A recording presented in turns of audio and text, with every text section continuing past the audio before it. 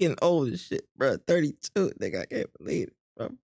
Can we have like a kind of close to midlife crisis? But no, never mind. What's good, everybody? Hope y'all are doing well. It's ThatManTripp. We're back in the building. Welcome back to episode 32 of No Cooldown, man. The No Cooldown podcast. We're back again. Make sure you guys show some love, man. We've been rolling for a little while, man. Of course, back from DreamCon, and we are back in the building. The dynamic duo is back in the building. You know what I'm saying? He's back. A little bit of sickness, but he overcame it. You know what I'm saying? Jordan, the flu game, got some stuff up while he was in the bunker. He's here now. The Bodega Baron has returned to the pod. WenEazy, how you doing, sir? I'm doing a lot better. I'm doing a lot better. Fuck COVID, that's for sure. Factuals, man. I'm about to say, have my man's down now for a minute, but you can't kill a real one. You heard me right. You can't kill a real one, man. But yeah, speaking of real, man, why don't y'all be real, you know what I'm saying, supporters, you know what I'm saying? I need all the leaders of their friend groups to go right there on all social platforms, on all audio platforms, you know what I'm saying? What's it called? Spotify and what's it called? Spotify and Apple Podcasts, and rate us 5 stars, man. For real. You know what I'm saying? Help supporters get up the algorithm, man. Get us in front of new sets of eyes. And the more the podcast grows, the more we can give back. So I'm about to say, make sure you guys show us some love.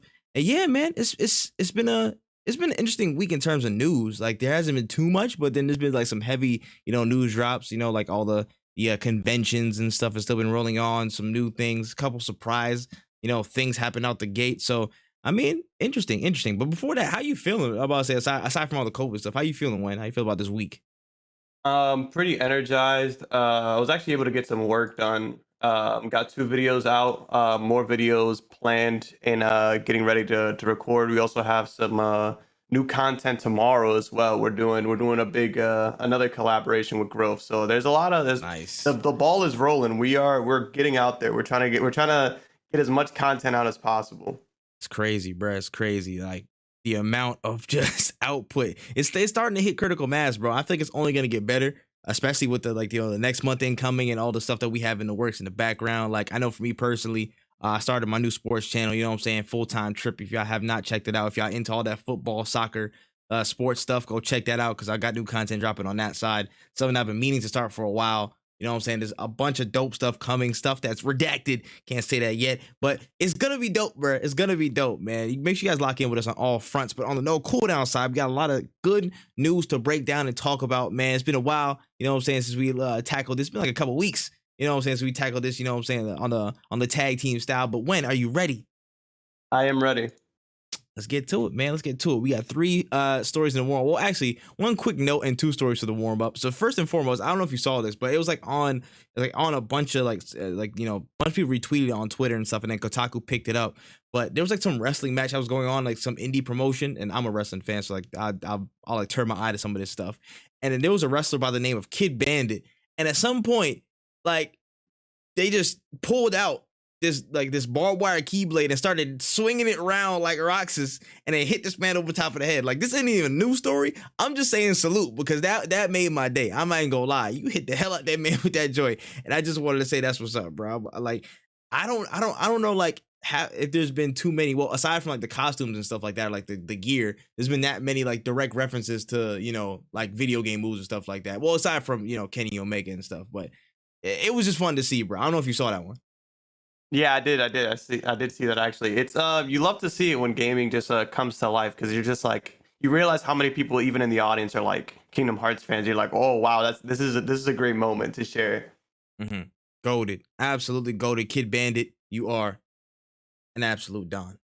About to say, let it be known. All right, on to the first full-fledged story of the warm-up. So this was actually like the funniest / weirdest thing I've possibly ever seen in my life. So in VR chat, you know what I'm saying, on the, you know, on the Oculus and stuff like that, there was actually this community and this person who reconstructed like a Kmart. They remade a Kmart in VR chat. But I was like, okay, that's cool. You know, pretty interesting. They just remade a Kmart like for like. They had scanners, they had the PA system that works and stuff like that, little kiosk and everything, the aisles and stuff. But the kicker to this was they actually like made a community. They have a Discord community of about 3,000 people who actually like role play working and shopping in a Kmart. Like, just for some reason, they have shifts, they have actual like lives inside of this, and they just work at Kmart. Like, bro, how do you feel about niggas working at VR Kmart? I honestly have no real words for it. I just can't even imagine. I just don't know who thought was like, yo, I'm gonna do this. Like, this is like taking RP to another level. I guess shout outs to them for the creativity and the dedication, because I definitely would not be working at a virtual Kmart. I don't even like going to regular Kmart. They definitely have that. They got it. I don't know I don't know Kmart what to still say about it. exists? That's what Kmart still I'm exists saying. in the real world? I feel like this was like, you know what I'm saying? Like, this is like, what's it called? Obito from Naruto type vibes. He was like, yo, you took Kmart from my world, so now I'm gonna make a new world with Kmart in it. Like, he just Tsukiyomi the whole world and just VR chatted these niggas. I'm like, and he just somehow, or whoever the person is, amassed 3,000 people who just wanted to say, you know what? I do want to work at Kmart in a virtual fashion. Let's do it. They're working full shifts. Price checking items in the actual sense, bro. To me, it's just like, it's how far we've come in terms of like, how do motherfuckers hang out? How do people hang out nowadays, bro? Some people just go outside, you know what I'm saying? Some people just, run amongst the streets on bikes or whatnot. And some people are just in VR chat, shopping at Kmart unironically looking for, like, you know what I'm saying, chew toys and stuff. Like, it hasn't fully hit for me. I know I'm young, but like, it hasn't hit for me fully how far like digitized this like society is. Like, it's crazy. It was crazy to look at. But out of all the stores, bro, you couldn't do a Target, Sam's Club, Costco. You went straight for Kmart, bro. That's my only questionable thing on this story. Like, you went Kmart. Kmart wasn't even good when it was here. I want to keep it a stack with Yeah. you. I'm about to say, It's I'm about to.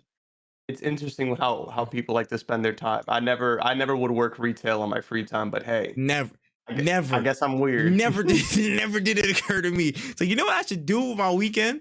Let's go to the store. You know what I'm saying? Let's go walk around and, be customer service for niggas. Like, no, nah. Bro, I wonder if there's anybody who just like come in and cause trouble to start knocking shit over in the VR chat, start messing the whole aisles up. Like, sir, I'm gonna ask you to leave. I'm gonna have to ask you to leave. Like, gotta give them the whole rundown of shit. But that's actually insane though. But shout outs to them. Uh, on to the last story of the warm up. So we got word that the Terminator series will collab with Call of Duty, and the T800 and the T1000 will make their way into the game in the form of, well, they have new weapon blueprints and of course the skins, finishers. Where was it? The T800 and the T1000. So hey, Terminator Fortnite, not Fortnite. I'm thinking that's already a bad sign when my collabs already associated with Fortnite. I'm just saying, Call of Duty, you fight an uphill battle. But Terminator and Call of Duty, how do you feel about it? Well, I guess like the thing about Call of Duty is I would like to see them get wackier with their battle royale, as weird as that sounds. Yeah. I think this is really good collaboration. I think it's an awesome start. I would love to see what it plays like. I would love to see how the community reacts to it. Will it bring me back to Call of Duty? No. But, good for them. Good for them that they're doing collabs and that they're still kicking. Yeah, no, 100%. I thought this was actually really like it fits Call of Duty, honestly. And then Exactly. have they had Terminator before? I'm not sure, but I think they had they, Rambo. I think that was the most they did, had but I'm not they sure. had Rambo. They 100% had Rambo. But this to me it fits. It fits. You know what I'm saying? Depending on the finishers or whatnot, like it just felt like it made sense. It made 100% sense. Like, you and Attack on Titan did not make sense whatsoever. I don't know how he was gonna pull that off, but whatever. It's just a random ass fan speaking or whatever. You know what I'm saying? But this looks really cool. The skins look really cool. The reactive liquid metal type stuff. The weapon blueprints look actually like pretty dope. So honestly, that's like a solid collaboration, man. I gave some points to the good Call of Duty. Actually did. You know what I'm saying? Yeah. A solid there. I can't fault you. I can't fault you. All right. That's all of that. You know what I'm saying? Legs warmed up. We good. All loose. Getting ready for the main stories. And let's start off with the pretty big one from the last week. We got some new details on exactly what EA and Marvel are working on. And it is now revealed that a game is being developed set in the Black Panther, area of the Marvel universe. A Black Panther game is coming from EA. And we got some details from game informant Jeff Grubb. As he stated, it's being developed by ex-Monolith VP Kevin Stevens and published by EA under their new Seattle studio. It's going to be an open-world single-player experience where the old Black Panther dies and the main character will be the focus of you becoming the new Black Panther. So that's all the details we have. It's still pretty early in development, but we have some type of direction on where we're going with this new EA game. So it's Black Panther, single-player open world. How do we feel about this one? I so I would love if you would have told me Sucker Punch was making a Black Panther game. I'd have been like, "Oh, that's awesome!" Actually, Sucker Punch has made the Infamous series. Those games are awesome. Even Ubisoft, I would have been like, "Okay, the Assassin's Creed series. I could see something there." I'm not really sure what I can't like off the top of my head think of a good single player superhero experience out of Ubisoft and Ubisoft out of EA. Mhm. Off the top of my head though. Um, Would it be cool? Yes, it really ultimately depends on who's heading it, who's making it. There's room for success here, but there's also room for failure as well because I we all love Black Panther. It is a area in the Marvel universe that I feel like still hasn't been fully fleshed out. Like I feel like we know so much about Iron Man, we know so much about these other characters because of the MCU, but Black Panther is an area that we haven't really touched on too much. So I would love to see what it's like. Do I have high hopes for it? Not even a little bit. But I think I would love for this game to be good because a good Black Panther game would be sick. Like who wouldn't want that? Now, I will say this. When I heard Monolith, I immediately thought, okay, I'm not too mad at this because for those that don't know, Monolith was the team that developed the Shadow of War game, so Shadow of Mordor and Shadows of War, and that open world single player experience was fantastic. And I feel like it doesn't get mentioned enough nowadays. It was a top tier experience to me. It was a very very good game that surprised a lot of people when it came out. So I look at that game and I see, okay, listen, they have a basis, they have experience in that multiplayer genre, they have experience of making, a character just super badass. And so it's operating in that way. The only concern I would have between them is maybe a little bit of the fluidity of movement that Black Panther has and how they can, like, replicate that in their game. It's probably the only concern I have. But again, this Monolith XVP Kevin Stevens, and according to some of those reports as well, some of the staff, some of the veterans from that team, the Monolith team, are going with him to that new EA studio, and then they're going to be working on that. So they're coming with that, that build. They're coming with that experience. They're coming with that, that resume, and it makes me a lot less worried than I initially was because I don't know who the hell is going to be heading it up. So having that basis already made me a little less worried. Like, hey, listen, you know what? They worked on Shadows of War. I love Shadows of War. Like even more so, my little brother played more Shadows of Mordor and War than me.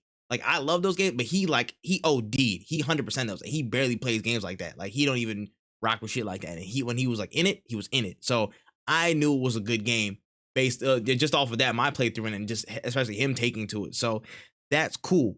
The thing that I still have concerns over, I feel like a lot of people have voiced that concern, is where the story is going to go exactly. We didn't get any confirmation that T'Challa will be the main character. We had no confirmation on that. It just said the main character will take up the mantle or learn to, in this process of taking up the Black Panther mantle after the last one died. Could it be a new Black Panther in a different era? Could it be, the person after T'Challa? We don't know exactly what that is. And I feel like that raises some concerns. For me, personally, just locking on T'Challa, let's not even, think too far out the box with this. You don't need to reinvent the wheel. You don't need to come with a brand new character arc. You don't even know how to. You don't have to deep dive that far into the archive to find another Black Panther character. You can keep it on T'Challa because there's enough depth there. There's enough character substance there to really make a good narrative out of stuff. So I wouldn't delve too far out of the box. Just stick with T'Challa for the main character and call it that. I seen some people talking about, there's like some creative character thing, and some people trying to make a white person. It's a wrap. I'm cutting it off. I'm cutting it off, bro. There's no way. Let's cut that. Let's cut that in the bud right there, bro. This EA Seattle studio, if you do some type of creative character and a Black Panther is a white person, bro, it's y'all ass. I'm sorry. I'm gonna call a spade a spade. It's y'all ass. It is y'all ass. But it's most likely not the case. But I felt the most concern over that point, how there was not yet a settled character, a main protagonist yet. I feel like that was a part of it. And in addition to that, what enemies are we going to face? Is it going to be a Claw? Is it going to be a, Killmonger? Is it going to be a rolling set with DLC? I don't know exactly what's yet. Something that's still getting set in stone. But for me, I feel like I'm more hopeful, than when I'm more hopeful than you at least. But I'm fairly hopeful about how this is going to turn out. It depends on what writers can get signed on to this as well. But honestly, I think there is some room for this to be a really surprise hit game. And you know, just to even with the EA tag, and just to address that, we talked about this as well too, and a lot of people on the timeline talk about it. As soon as they saw EA's name on, they were like, "Yeah, EA, no, EA on the single player game, no, no, no." They was going ballistic talking about this game gonna be ass, game gonna be trash, la la la la la, this that and the third, and I'm just like, do y'all have such short memory? Do y'all not remember when Jedi Fallen Order dropped under EA's banner name and it was there? Titanfall 2 is one of the best single player campaigns of any FPS and in overall, no, in a long time. You know what I'm saying? And it was under EA's name. They've done it. It Takes Two under EA's name. Like, there are several titles that have been single player focused or co-op focused, narrative focused, that were under EA's publishing banner that turned out great. So I wouldn't give too much credence to EA's name being attached to this. I personally wouldn't. I would look more at the team that's working on it, which is, again, ex-Monolith devs, and then the actual details, you know, the actual devil in the details of, okay, who's the characters, who's the cast, what does the gameplay look like when we first see it. People are already jumping to conclusions off this stuff just because they see EA's name next to it, and I personally wouldn't give them that much, you know, I wouldn't, what's the word? I wouldn't give them that much slack off rip like this. If it was EA next, like some FPS game now, I would be like, yo, listen, y'all dropped 2042. You know what I'm saying? If y'all games that launch are ass, like, we're gonna have to have some problems. You know what I'm saying? That $90 conversation will have to come back into play. But for this, I'm just like, chill. Give it time to cook. EA under publishing, they usually let their studios cook, so let them cook. Yeah, I will see what happens when it comes out. Yeah, we'll see, man. I want to be good. You already know how I feel about Black Panther. You know what I'm saying? So it's hopefully, fingers crossed, should be a good one, but we'll see in time. On to the next story. So we're hearing some rumors sprout up this week about the cloud console Google Stadia being set to end their streaming service by the end of the summer. Now, there wasn't too much confirmation on this, so take these rumors with a grain of salt, but it said that one of the internal teams that were responsible for exclusive games and contracts were dissolved, and the game console has been turned into a foregone conclusion by Google's major heads. So, you know, it looks like there hasn't been much traction with Google Stadia, and it's unfortunately going to be coming to a close at some point in the near future. How do you feel about this one? It's kind of like a moment. It's like an "I told you so." It's really annoying when people just don't listen to the consumer. People have been complaining about streaming games since streaming games became a thing. Everybody says the same exact thing, but nobody ever listens. So when Stadia came out, when the Amazon one came out, when all these came out, there's one huge problem, and that is that the infrastructure for internet access in the United States and in most places is just not good. We just don't have access to fast internet to be able to stream entire video games, especially big AAA video games, to anything, and be able to play it seamlessly. Like, it just doesn't work because we don't have the facilities for that kind of action. And instead of, like, I don't know, breaking up the monopoly that is cable companies' control over the internet, we kind of just like, nah, we're just gonna sell the streaming services, or people are gonna buy them. I promise you, people are gonna pay for it. Nobody paid for Stadia. We all said the same thing when Stadia dropped. I don't have good internet for that. Even people with really strong internet say to themselves, I'm paying hundreds of thousands of dollars for this internet. I don't need to stream video games because obviously I have enough money to pay for my video games and my consoles. There's no room for this. It's either you can't afford consoles, so you stream video games, but if you're streaming video games and you can't afford consoles, you might not have fast internet to begin with, or you can afford really fast internet, but if you can afford really fast internet, then the gaming hobby that you have isn't going to be that expensive to you because you have the money for that. Like, you just can't have both. And that's why Stadia failed. That's why the Amazon one I haven't heard a peep from. Yeah. The only thing that I could see was like Xbox, because it comes with Game Pass. It comes with a service that already is really good. It comes with a service you could pay for. That's the only time I can see people being like, yeah, streaming works. It's because I'm not paying for the streaming, I'm paying for something else. But it brings it with it, so hey, here I am. And that's the issue that I have really with the streaming services. It could have been cool if Google expanded their fiber optic network to more of the country. I feel like it would have taken off faster, because if they offer cheap, fast internet, we would all be streaming games. I would love to play PS3 games without having to own or download anything, but you haven't done it, so here we are. Facts. Yeah, this is something we definitely talked about just in general, it's like, consumers, we're just like, yo, we don't need this, and it will only cause more problems. They're just like, yo, we tried hard to really, capture the hearts of fans and stuff like that. Like, no, bro, our internet is a higher priority than our heart in this matter, bro. I'm sorry, like, y'all gonna lead tank our shit, bro. We can't run your game. We can't run 2K at 15 frames a second. You know what I'm saying? And I wouldn't pay for that. I would not. I feel like they just were really strong and bullish in trying to get a quick in to the market and try and get ahead of something when it's not really established yet, and the infrastructure is not there. The infrastructure is not there for the product that they're actually trying to provide. So it's gonna flop. It's gonna flop because there's no true demand for it. You're too far ahead of the curve. Like it's tough because at some point that probably will become an innovation. Hopefully, if the infrastructure of the United States like actually fixes up, like if that becomes a norm, then that will become a viable product and service because again, now you're pricing into the right people, but you were just way too ahead of the curve in a system and a place where a lot of these, again, like Wen said, the internet is just not good. A lot of internet connectivity is just piss poor, and people can barely get on, what I'm saying, their regular consoles with that, let alone their phones, let alone anything else. And you want to tank all their stuff by putting a Google Stadia on this. It wasn't viable for the current environment, and it just another L, bro. But Google got this money to spend anyway, so I'm not even like, I don't even care. Google got that money to spend. It was just kind of like an experimental project to see what worked and what didn't, because they'll probably come out with another streaming like console in like 10 years time. And you just be like, oh yeah, hey, listen, the Google, the Google Dome, the Google Dome is here, not the Stadia. The Domia. It's just, we're just chilling, bro, like new stuff. So it's very interesting to see how quickly they just moved on from it. But hey, listen, it is what it is, man. Another console in the grave, bury it 6 feet deep next to the Ouya, and we'll move on. Yeah, we'll see what happens, but I don't see streaming coming back unless real things change. Yep, 100%, 100%. All right, on to the next story of the week.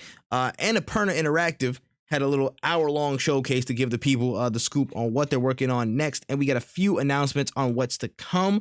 Now, aside from the known games that were on the showcase, like the Outer Wilds and What Remains of Edith Finch, getting some new console ports and going to new platforms, and there was a couple of different featurettes for new titles coming, like Forever Ago, Yarn Owl. Like, we didn't get any gameplay for them. We just got some talks. We got a couple of new gameplay looks from a few titles on the show.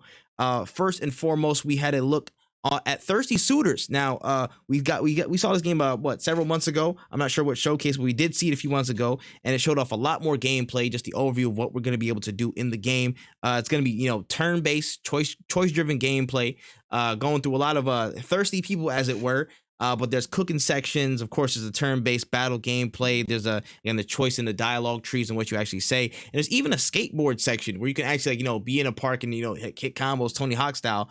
And it just seems like a really interesting mix of, just different activities. I feel like it looked like a different style Persona, low key, with like less lines. I ain't gonna front of you. It looked like there's less dialogue lines. But how'd you feel about this one, Wen? It looked really interesting. I've been following this game for a minute. I'm kind of excited to play it because I think it's very interesting. I would love to get my hands on it, and it's an Annapurna game, so it's definitely going to be interesting at least. So I'm excited to see. I can't wait to actually play it. Yeah, no, 100%. It just looks mad interesting, bro. The delivery of it, like the actual, the context of it. I don't know if you saw a little part in the middle, like she was fighting the dude, and he was like, yo, he's thirsty. He's in a brand new mode. It's like his damage is doubled in this mode or something like that. And it was just funny to see how certain elements play together. It looks real, like it's super fun. It just looks super fun, looks super light, looks something that I can easily get into. It looks like it has interesting narrative. So I'm not mad. I'm not mad at it. I really like it. I can't wait to see more of it. Same. Yeah, 100%. Moving on to this next game called Hindsight. So I had absolutely no clue what the fuck this even was. Honestly, at first glance, I had to like rewatch it and then go back in. But it seems like it's like this kind of a crazy nostalgia trip where they basically place the idea of what if certain, objects in your environment were basically like springboards or platforms into your past memories. So like, she looked into a dandelion and it held a memory and stuff like that. So it could be some, overly, or not overly, but mostly narrative trip to show you a certain storyline that they're giving through, like, the objects that's in her environment or in the main character's environment, showing, past memories from there. How'd you feel about the look at that one? That one looked really interesting. It reminded me of a game that Panda played where basically to progress the story you had to blink.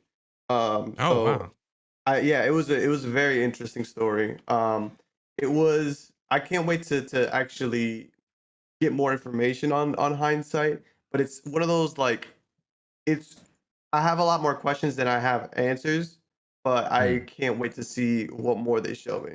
You know what? With the trailer, sometimes that's a good thing. So I'm gonna chalk it up to that, and I'm not gonna be too mad at that. On to the next game that was showing off with some extensive gameplay. We have Bounty Star.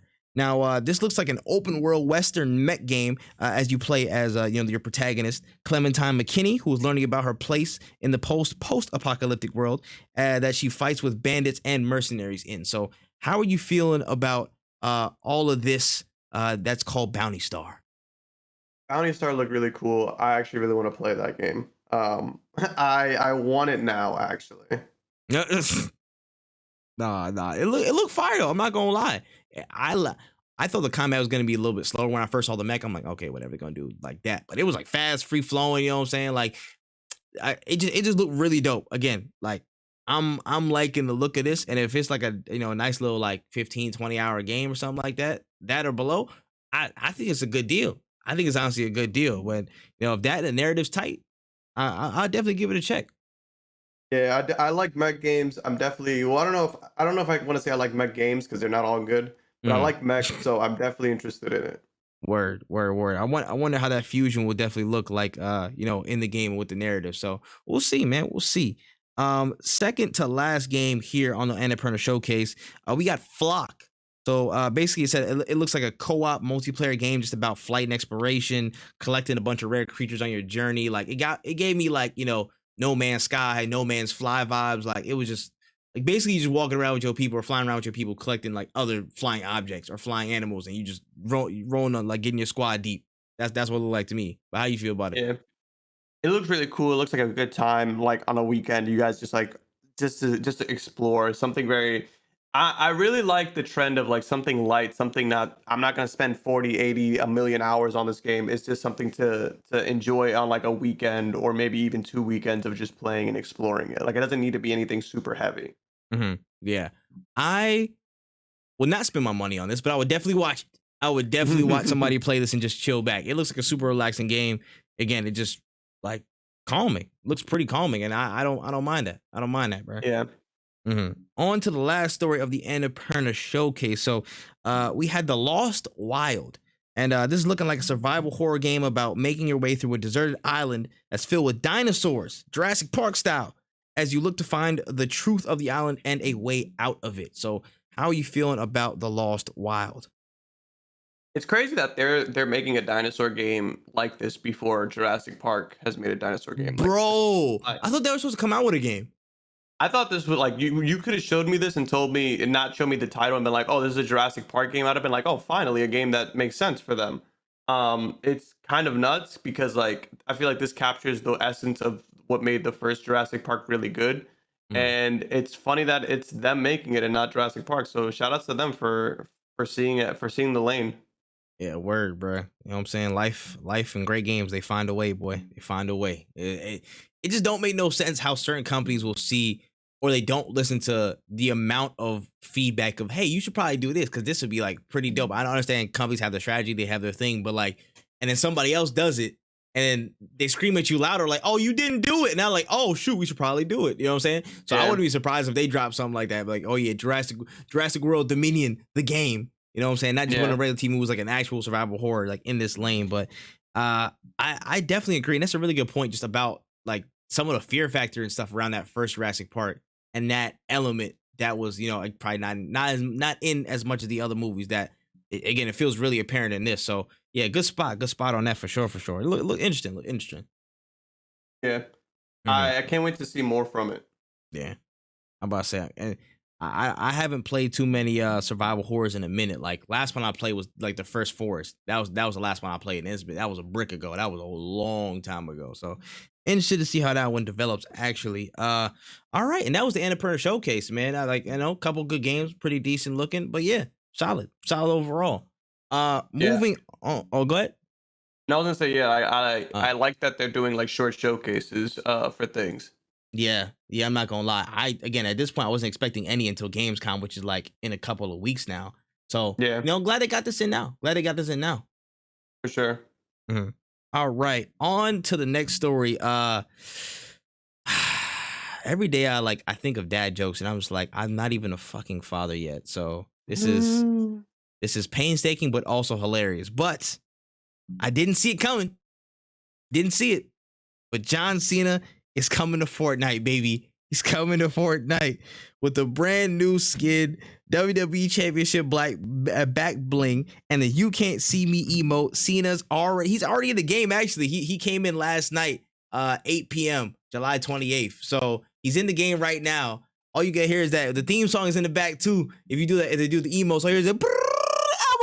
So you go get everything, bro. You go get the whole package, man. How we feel about John Cena in Fortnite? Like it's cool. Every time there's a new Fortnite collab, it's always like, man, this is cool. Like you really can't hate on it. John Cena, obviously iconic individual in wrestling, out of wrestling. Love to have him in Fortnite. I honestly am very tempted of buying, just even if it's just the emote, because that intro song is just too iconic. When they talking Like about, son, they talking about, imagine, bro, you get somebody down in the game, bro, middle of Tilted Towers, you know what I'm saying? You take them up to the top and you're carrying them in the what's it called, the AA position, bro. You just throw them off like it's an AA. Like, what are you talking about, bro? Hit them game chat, bro. Like, what? Yeah, Nah, that's crazy. That's crazy. It's too cool. That is actually insane, bro. Fortnite, bro. Why do y'all just continually make dope stuff right now, bro? The turnaround, I don't know. Like literally, like no build mode was the seed. It was just like now everything. I feel like I'm just like, dang, that's actually pretty fire. I might spend money on that, bro. I might actually buy. I might actually have to buy this back, like the back bling and the damn thing and the what's it called, and the emote, bro. Like that's crazy, bro. That's crazy. They got the Rock in there as a foundation. They got John Cena, bro. Like it's a wrap. It's a wrap, bro. Yeah. You gotta love it. You gotta love it. Fortnite goated. John Cena goated. You love to see it. All right. On to a bigger story from this week. You actually got a couple of different little sub topics in this one, but MultiVersus. This week, the MultiVersus open beta, again, it opened, so to speak, to everybody. It's now going to be available on all platforms, and it is now on console, Xbox, PlayStation, and on PC markets on Epic Game Store and Steam. And, it's been making a good mark for itself. It's making good strides in these first couple of days in the open, open test really, getting underway.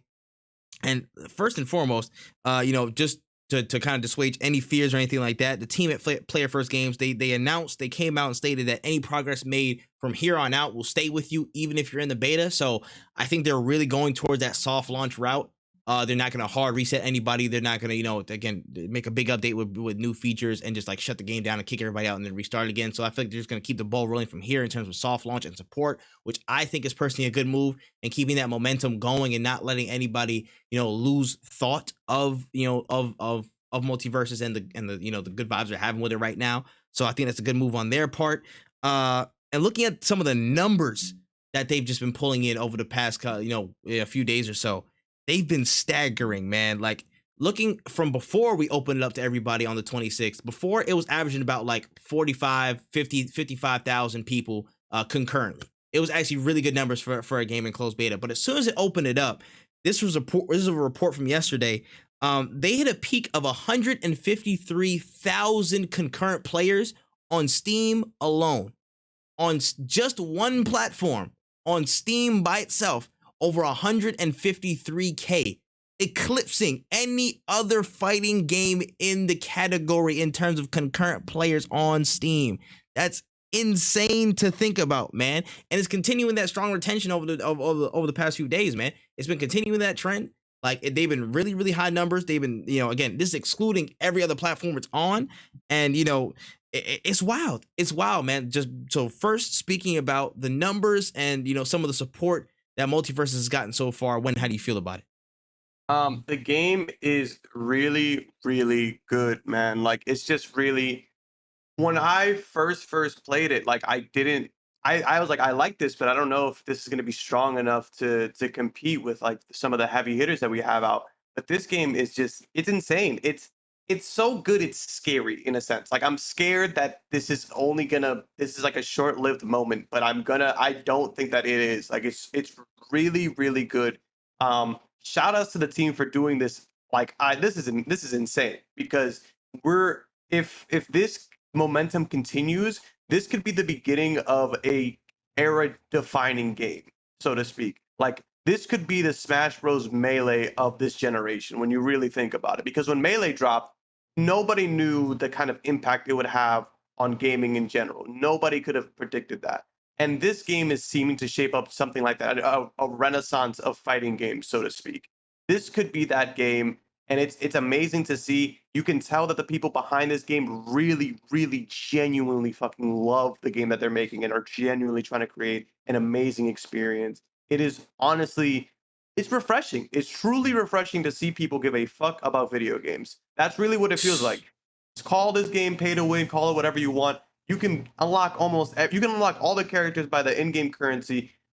We're not going to speak on the monetization model or anything like that, but just like it is a free-to-play game that you can play with anybody on any platform at any point in time. Like that is amazing. This is Among Us levels of accessibility, but in a game that is like Smash Bros, where it's just fun with iconic characters. Like you can't ask for more. Facts.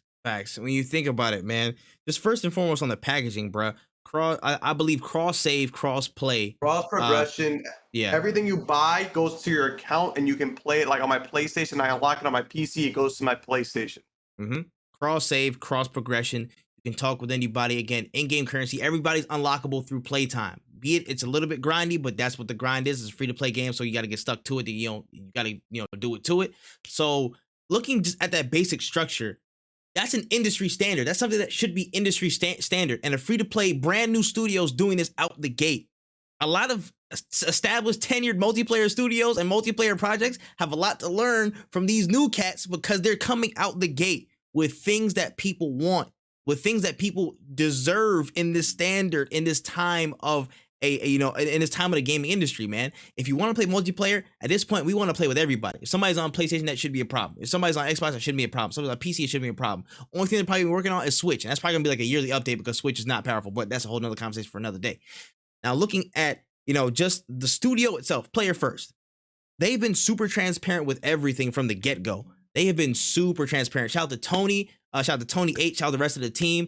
They have been constantly, again, interacting on Twitter and other socials with creators. They've been with artists, with especially the FGC community. They've made it a staple. They've made it a real big sticking point to stick with the FGC community and talk to them about what works, what doesn't, what are some things you need to, facilitate easier, tournaments and open play and just different things that suit their needs and different things that the community talking about.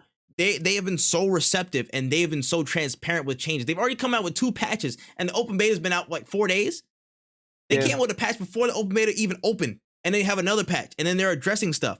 Literally, they were talking about, again, the main thing with Taz, like, oh yeah, Taz was like too OP, his spin is just like too overpowered. They're like, yo, listen, we're gonna make a change. He's gonna have a cooldown. Everybody was like, oh, perfect. That's the change we needed. Of course, there's going to be a lot of different things happening in terms of, the characters, what the builds and, what the strengths and weaknesses, buffs and different things. And they're listening to all of that. From what I've seen, they're listening to all that and say, hey, listen, this is going to be coming out in the future update. We're going to address this in the future. I had a video on spectator mode. I know there's that one little method where it's like, if a lobby's full, just invite another person and they'll spectate. But I was like, I mean, that's cool, but I would rather a dedicated spectator like section or a tab where we can have multiple people. We can have like 8 people full, and so people can hop in, hop out as you please. And they said, I got a comment under my thing that Tony confirmed they have a dedicated, spectator options and tournament options that are coming in a future update. They're already looking so receptive. They're looking down at what's in the pipeline, and they're already lining things up to make sure this is the best experience possible. And you can't help but applaud that. You cannot help but applaud their efforts, man. And this is not even just speaking about the gameplay. This is just speaking about the support that the game has had from the development team and their efforts to connect with the community and make sure it's being received well and it's being as responsive as possible to the changes and shifts that the community sees. That's a top-notch effort so far out the gate, and it feels like they're going to be continuing to do that. And again, just to speak now to a little bit of the game, shit's so addicting, bro. It's fun. Really good. It's so fun. I am not natively a fighting game nigga. I'm not a fighting game player like that. I will scream into the hilltops. That's just not my bag all the time. You know what I'm saying? I was trying to get as good as I can. My brothers and stuff, they was whooping my ass over the years in fighting games. I will admit that openly for the rest of my life. But this game right here, I don't know why I feel the need to just get in a bag and practice, get in the lab and do stuff, bruh. Like we were running sets, me, Charles, Kush, and Panda were running sets yesterday and stuff like that. Like a hell of people were in there. And I just felt the need to lock in, like just for no reason at all. I just felt, and every game felt fun. Even if I was getting my ass beat, they was getting a couple sets back at the end, bro. They beat us in that 2 set, bro. Sorry, Kush, I'm getting better. But like, it just every game felt fun. Everything felt fun, no matter how tense it was. Like I wasn't mad at all. It was just super enjoyable, man. It was so enjoyable, man. The characters, again, there's tweaks and there's nerfs, there's buffs to be made, but in general, all of them are usable. My boy was going in with Rain Dog. Rain Dog is crazy. And people were like, what is Rain Dog, nigga? When the game just came out, they was like, what is Rain Dog doing? And Rain Dog's probably one of the most like lethal characters out there just because of his setup, bro. All these characters are very, very usable. All these characters are very, very viable. There's little tweaks to be made, and the new characters and the potential for the cast that can come in later is insane. Off the rip, LeBron James. What more do you want? What more do you want? You know what I'm saying? LeBron James out the cut. They already announced Rick and Morty for season 1, which is going to be somewhere down the line. They're dead serious on making this a really, really, really solid game. So I'm going to ask you this question. What do you think they need to sustain this good level of rapport and support for the game? What do you think they need? Well, one thing's for sure, they need more characters. We all know that, but we don't need like 17 characters right off the bat. I think honestly, this might be a lot to ask for. 1 character a month would be sick, or not even necessarily just that. If we could get 1 character a month and like perk upgrades for characters to change up the playstyles, I think that would be sustainable as well. Like, let's say we don't get a character this month, but Taz gets a new yellow perk and Garnet gets a new yellow perk. Now these 2 characters play a little bit differently. Now you can experiment with them in team comps. Like, that's what I really enjoy about the perk system, is that it changes the gameplay for a lot of characters. For LeBron, for example, there's a perk that makes it so that his basketball, when it gets a certain range away from him, if it hits somebody, explodes and does more damage. I believe it does 5 damage on a regular hit, does 10 damage now. And it does a little bit more knockback. So if you're somebody who likes to zone people out with the basketball, this perk is now for you. But there's another perk that LeBron has where if you pass the ball to somebody, it gives them gray health. Now he goes from being somebody who's going to be like a zoner. Now he's more of a support character because now I'm passing the ball to my teammates to get help. And that's really what I think will fill in that void when there's like a lack of characters or a lack of new characters or whatever. It's like if you can change the way a 1 character plays, it might give people more reasons to play new characters or start new characters and things like that. Honestly, there's just not really much I can say that I want from them because they're doing really everything that you could ask for in a game like this. Like, you don't need a story mode in a fighting game because there's a lot of fighting games that don't even have those kind of things. Like this game is, honestly, they're doing everything really well. They're listening to the community. That netcode is really strong. The only thing that they need to include is more community-based modes, and I would love for customs to not have to have all the characters unlocked to play them. If I'm playing customs with my friends and we're not leveling up in any kind of capacity and we're just playing friendlies, we're just labbing it up, I don't see why I have to buy all the characters, especially if when you're playing offline local, you can play with all the characters and you can play with all the perks unlocked. So Yeah, if I offline agree. local lets you play with all the characters, why not online locals? If all you're going to be doing is just playing customs, we're not playing ranked or anything like that. You know what I'm saying? Yeah, Um, I I agree. I think it's fair because again, if you're playing competitively online or any kind of capacity like that, if you want to argue the fact that like, oh, if you're going to join like a real tournament for real money, like hosted by WB or hosted by MultiVersus, then you have to have these characters bought and unlocked. You can, yeah, sure, whatever, dude. I don't care. Like I will give we will throw money at you. Just make it so that when I'm playing with my friends, I have a reason to be like, yo, try out LeBron, dude. I think you'd really enjoy him. And then we're both playing as LeBron with the perks unlocked and having fun. Like I think that that's the only real thing that I could see saying like, hey, let's not be greedy in this one area. Let's make the community, let's emphasize community in this game right here. Yep. And to add on to that, if you unlock it in online customs, it just enables the capacity for more content, and that means your game's getting more buzz. Think about that. If Yeah. you're in a lobby, if we're all in the lobby, right? Think about how many ideas we have. Oh, let's all play as LeBron, just have different builds. Like you have these perks, you have that perk, you have that yellow, you have this one. You know what I'm saying? You build that all rain dog lobbies or whatever. Like having the choice in those custom lobbies where there's no consequence, there's no leveling, there's no nothing, that only opens up more content possibilities for people, or even just more enjoyment. Like people just want to play different stuff and have different like setups and different builds.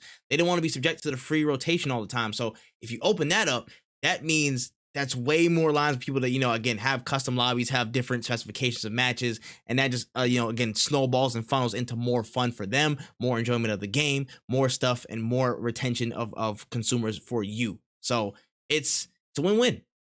I also think even like, and even if you're thinking like if you don't want to give it away for free, even if you did like a $10 custom game pass where it's like for $10 you get to play in customs, you get everybody unlocked, but in everything else you don't get them unlocked. Like something Yeah. cheap, something that I can like, hey, I want my friend to play this game. I can give them $10 to pay for the custom game pass so that when Mhm. we're playing together, he can enjoy the game and be like, okay, I see the purpose in this. I'm gonna grind it out now, or I'm gonna put my Mhm. own money towards this. Like I think that making it a little bit more accessible when it comes to customs. Like if you can get that community feeling, like if you can get the community feeling of playing at like a locals but online, I think you could really have this game grow to be something phenomenal, something huge. Mhm. Every I feel like the basics are there. The community support, the community outreach, the gameplay, the network support. A lot of these parameters are met at the base level, but now it's expanding them and building them out so they become fortified. You can't mess with that now. They have a great foundation. It's just time to build on it. It's time to start building on it. I feel like they're gonna make their way to do just that. But before we get off of this topic, man, I know you talked about it earlier today in a video, man. Wotaku channel, the WOTAKU channel on YouTube. Make sure you guys check out Wen's latest video. Just wanted to speak a little bit more about some of the naysayers to MultiVersus because, as we know, the game came out. Of course, a lot of people are loving it, but some people online are just actively shitting on it for some reason. They're not showing it the love that other people are. It's a lot of, what I'm saying, blind hate going around. So, I mean, thoughts on some of the people bashing MultiVersus, saying it's not a fighter, things of that nature. How do you feel about that?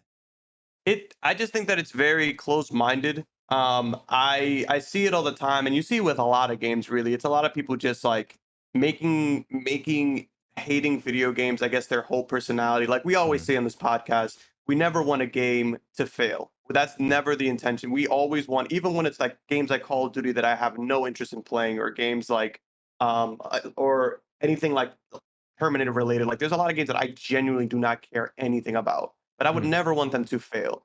So like seeing a game blow up in popularity and hating because it's a good game is truly is just childish. Like it's just Mhm. you don't have a good take on this and but you want to be different. So here I'm gonna say I'm gonna say the opposite of what everybody's saying. And it Facts. happened with Fortnite. Like we see everybody till this day, people are still like Fortnite's a baby game, da da da da da, but they'll play Call of Duty. It's you'll play Warzone, but you won't play Fortnite. It's essentially the same thing. Only one gets way cooler collabs, and the other one doesn't, and it's a Mhm. million gigabytes.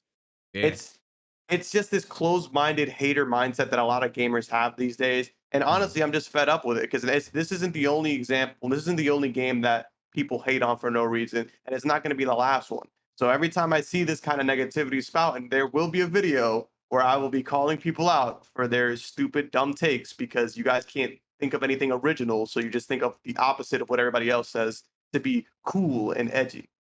Yeah.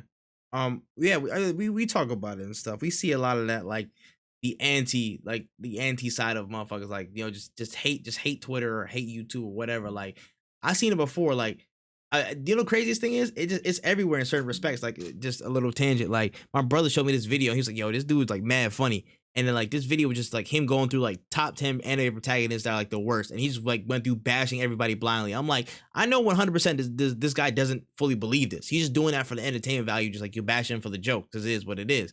But some people just really take to that hater shit, and I'm just like, Yeah. I mean, listen, instance, it's hilarious. I will be honest, but some people unironically just want to hate these games just for clout, just for whatever, or to seem, you know, aside from the normal people actually supporting a game, wanting to see do good, you know, like things like that. So it's mad weird behavior, bro. If your sole like gut reaction is to hate on something just for the, you know, the little buzz or whatever, you a loser. I'm sorry. Yeah. You're a loser. You gotta get up, wake, you know what I'm saying? Get up, you know, look in the mirror and stuff and let you know, like, hey, you're a fucking loser, bro. You gotta own that in your heart. You're a bum. That's all I gotta say on that. Wow. But shout out MultiVersus, though. You're doing your damn thing. Carry on. Okay, on to the next story of the week. So PlayStation pulled up this week and revealed a new handheld attachment for mobile phones called the Backbone One. This is going to be the first officially licensed mobile remote for iPhone users. Sorry, Android. This can be used with the Remote Play app for consoles, PlayStation app integrations, and of course, again, playing a bunch of different mobile games. Looked like it had a lot of different features inside it. Again, paired with the app, some editing stuff, a lot of different things. But the Backbone One is officially on the way. So, I mean, thoughts on this? I have a Switch. No. That's kind of my like. I love it for people who play on their phones, but my phone is either for Netflix, texting, Twitter, or it's in my pocket, or listening to music as well. I don't really game on my phone. Hey, listen, I'm not gonna lie. I maybe a year ago I dabbled on gaming on my phone. I used to like it a lot. I'm not gonna lie. Like, again, you say it, bro. Whenever you play Call of Duty Mobile, you feel like you're on top of the world. that joint be getting you.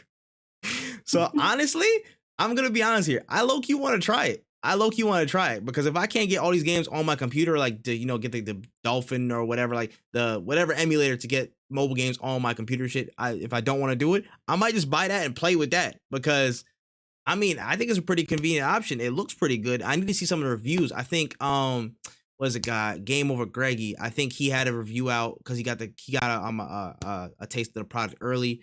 But to me, it looks pretty interesting, and it's just a sign of the times, man. Like, now we've gotten so far along that the big brands, the big, you know, the big players, they want to have a place in everything. That includes the mobile market. Like, mobile market is, again, it's the largest gaming market in the world. So why wouldn't they start aiming their products towards that lane, and again, start having integrations and specific experiences that are on that side? So to me, it makes perfect sense, and it looked pretty good. I'm not gonna lie. The product itself looks pretty sleek. Again, like pretty well into the PlayStation brand. They said that the Backbone One, so the fact that it's probably gonna be a Backbone 2 and whatnot like that. So it seems that they're here to stay on that lane. And again, mobile market's huge, so why wouldn't they from a business standpoint? It's just how many people would take to it now? Do they even care? Because I see people again using the Southpaw on their phones. You know what I'm saying? The mobile streamers, they're using the Southpaw joint.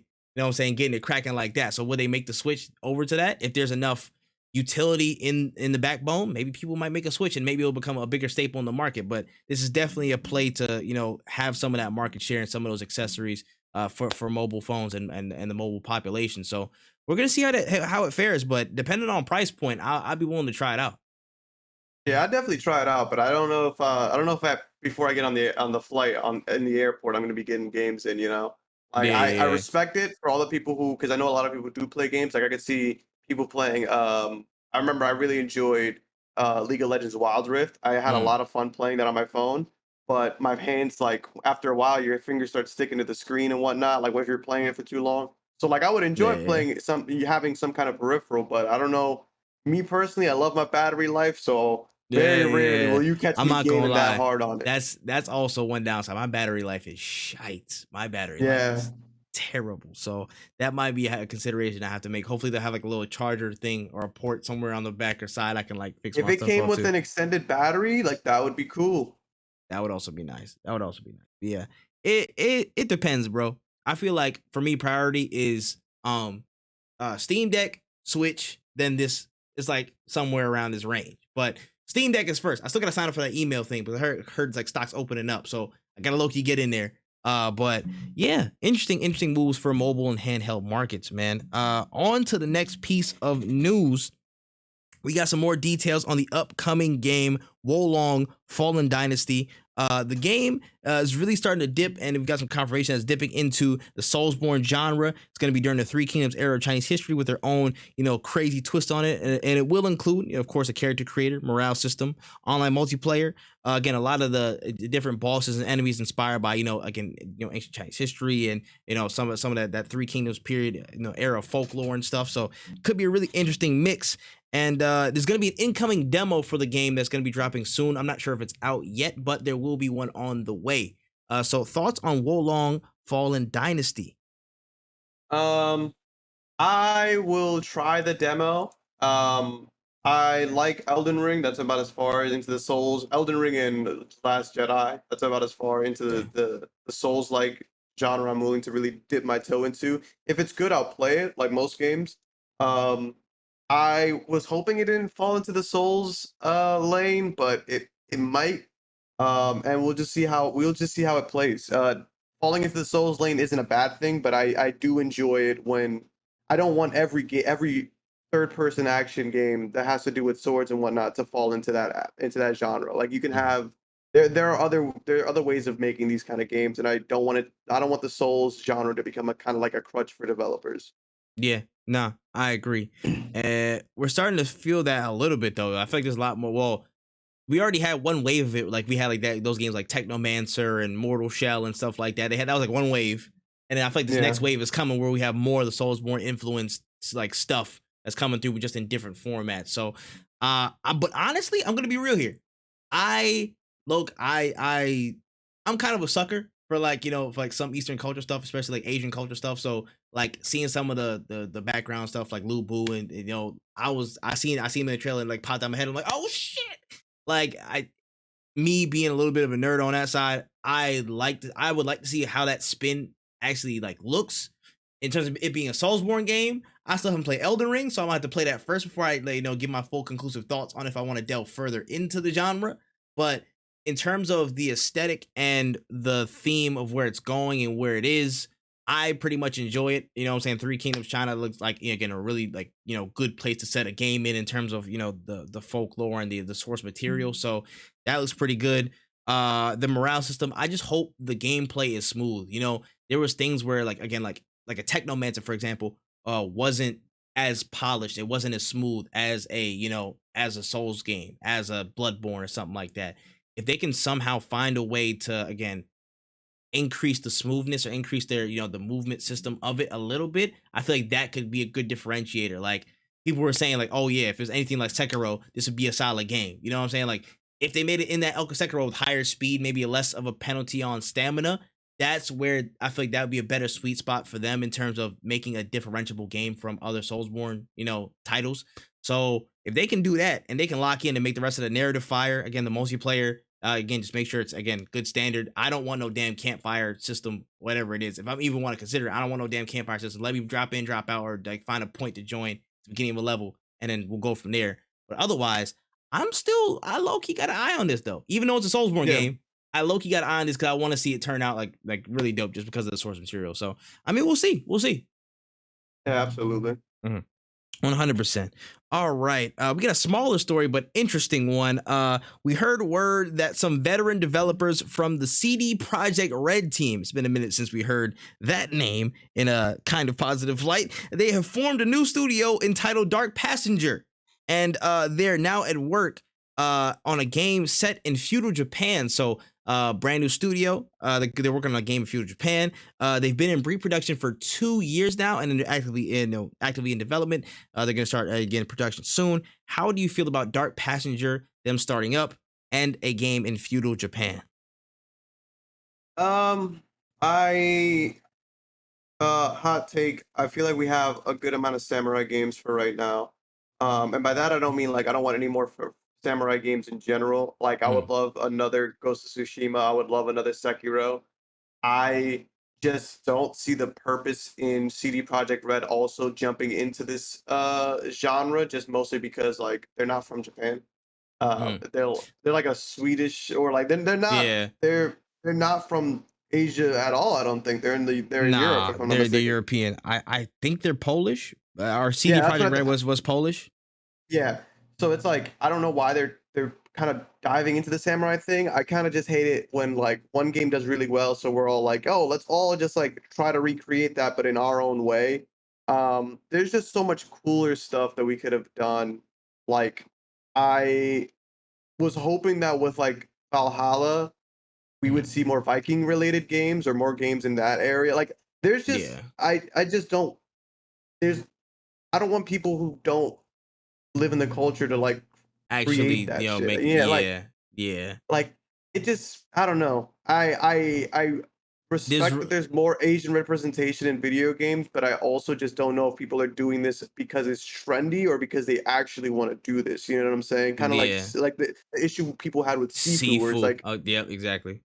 are you doing this because you genuinely enjoy this culture, or are you just doing this because it's what's popular right now?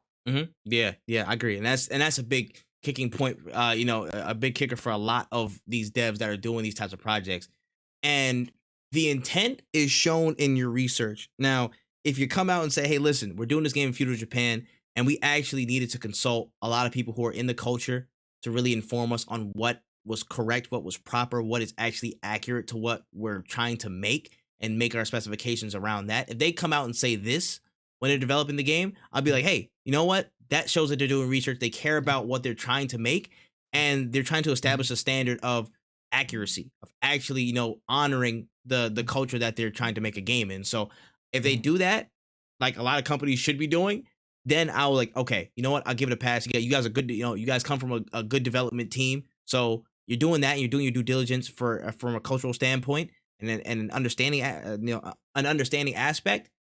I'm cool with that. Now, again, if they don't do that, it's either one of two lanes. Either they kind of go surface level feudal Japan where they don't really delve into the actual deep, lines of the culture and the story comes out bland and the world comes out bland, or they make a mistake, they go incorrect, they do something that's culturally wrong and they get their ass flamed for it. So the only option I see to correctly approach this is just to go and do the proper research. Go to Japan, go find developers who are really well versed in their own culture. Go find people who are well versed in their own culture and pull from that, pull inspiration from that and bring them in to really flesh out the best, thing that they can. And just to speak on, the saturation of the, Japanese game market or like game set in Japan, listen, give me all them shits. I'm not gonna lie, I'm a whore for that lane. Throw whatever you want at me. I'll take it. I'm hey, take that out of context if you want. Yeah.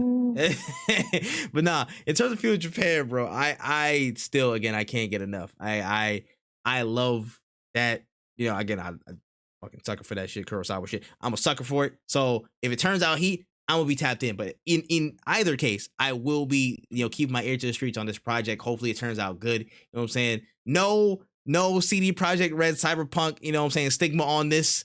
No, let's please not reset the PlayStation Store again, guys. Let's just keep it calm and we'll be good. I promise. But yeah, oh yeah, also one more thing. I completely forgot. Last week I did not mention it after we came back from the pod. But I was say, speaking of samurai games, man, Ghost of Tsushima 2 was definitely set to be released. And I got $1 from somebody. I got Oh a yeah. dollar. I got $1, man. I got my $1. This man said Sly 5? This Sly 5 ain't coming out, nigga. Sly 5, they said this dead. That joint dead. Let's go. I definitely did lose that bet. I am a man of my word. Hey, I have the video. The vlog is coming soon. I literally have to go edit all that stuff. But I literally got the $1. He is a man of honor. You know what I'm saying? We verified this in person. I will thank you, sir. I thank you, sir. They put that damn $1 away. I dead ass remembered out of nowhere. I was like, yo, he dead ass gave me that $1 for that. Go. This is about to be my Mr. Krabs like first $1, bro. I'm never letting that bitch go. All right. All right, on to the trailer trove, man. This is the section of the podcast where we talk about all the latest and more watchable media, i.e., anime, i.e., TV, i.e., movies. You know what I'm saying? And we have a couple of stories. First, I'm still fucking confused over the DC news. It seems that Ben Affleck is back in the cape and cowl for Aquaman 2: The Lost Kingdom.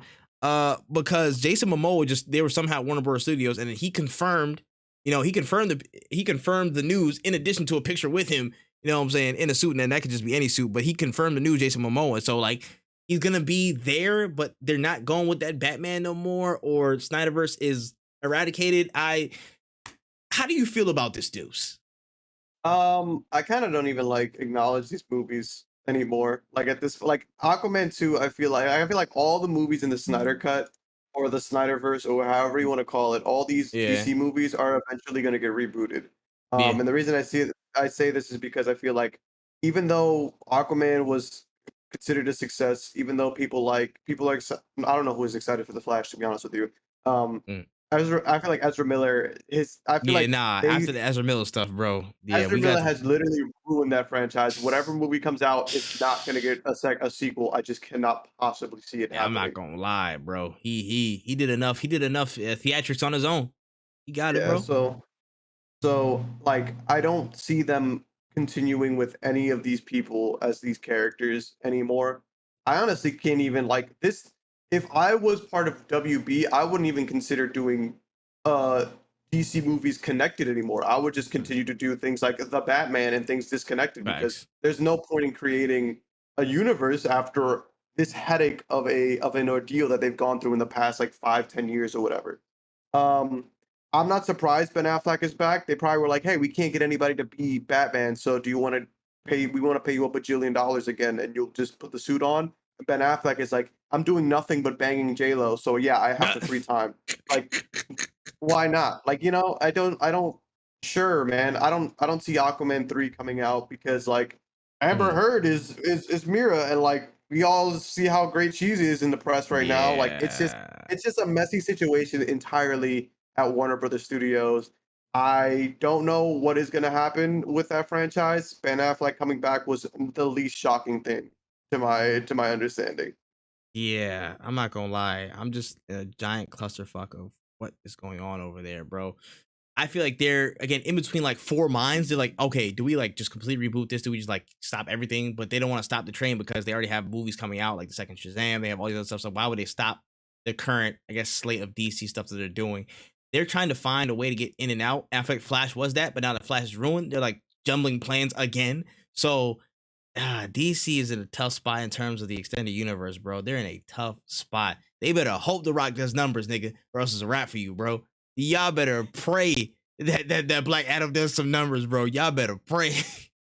The only thing I could possibly see happening is like Black Adam, and I don't even know if this is ever in the comics, but somehow doing a multiverse of madness type reset of the universe or somehow some way and being like, okay, we're going to keep The Rock because we know that The Rock is going to sell movies. He resets the DC universe, and now we have a new universe where we're bringing in new non-problematic actors to continue this slate of movies. Like, stop bringing in big names and just make some big names. You know what I'm saying? Chris Evans wasn't Chris Evans before Captain America. He was Chris Evans. He was in a few good movies. Like, that's like make your franchise. Don't let these people make the franchise.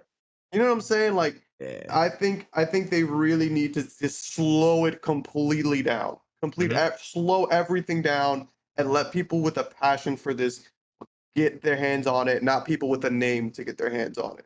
I agree. Maybe keep Jason Momoa. Maybe. Yeah. I agree. And in some parts they're doing it like with different motherfuckers. Like, I mean, like what's his name? Hodges or whatever like that. Whoever's playing Hawkman. Like, you know what I'm saying? I rock with Buddy. But yeah, I agree with you on that point. They just need to like scale it back, do a reset, and really like reapply themselves and what they want in terms of any connected universe. Again, I would reiterate from a previous episode, don't touch Batman. I will hurt somebody if you touch Batman. Leave it the fuck alone. Don't go nowhere near it. Give it the time it needs. It's going to be amazing. It will honestly put the whole DC brand on his back. Just don't connect it. Just make sure there's like a border between you guys. You know what I'm saying? Just like a nice pillow border on the bed. Don't touch it. Don't tell Power Patterson hi. Don't comment, you know what I'm saying, on anybody's hair over on that side. Just leave it. Leave it be. It's cool. Yeah, that's good. But yeah, that's all I have to say about that, bro. God bless DC, bro, because they had some trouble. And the next and last story of the trailer trove. Damn, this is going to be a lot.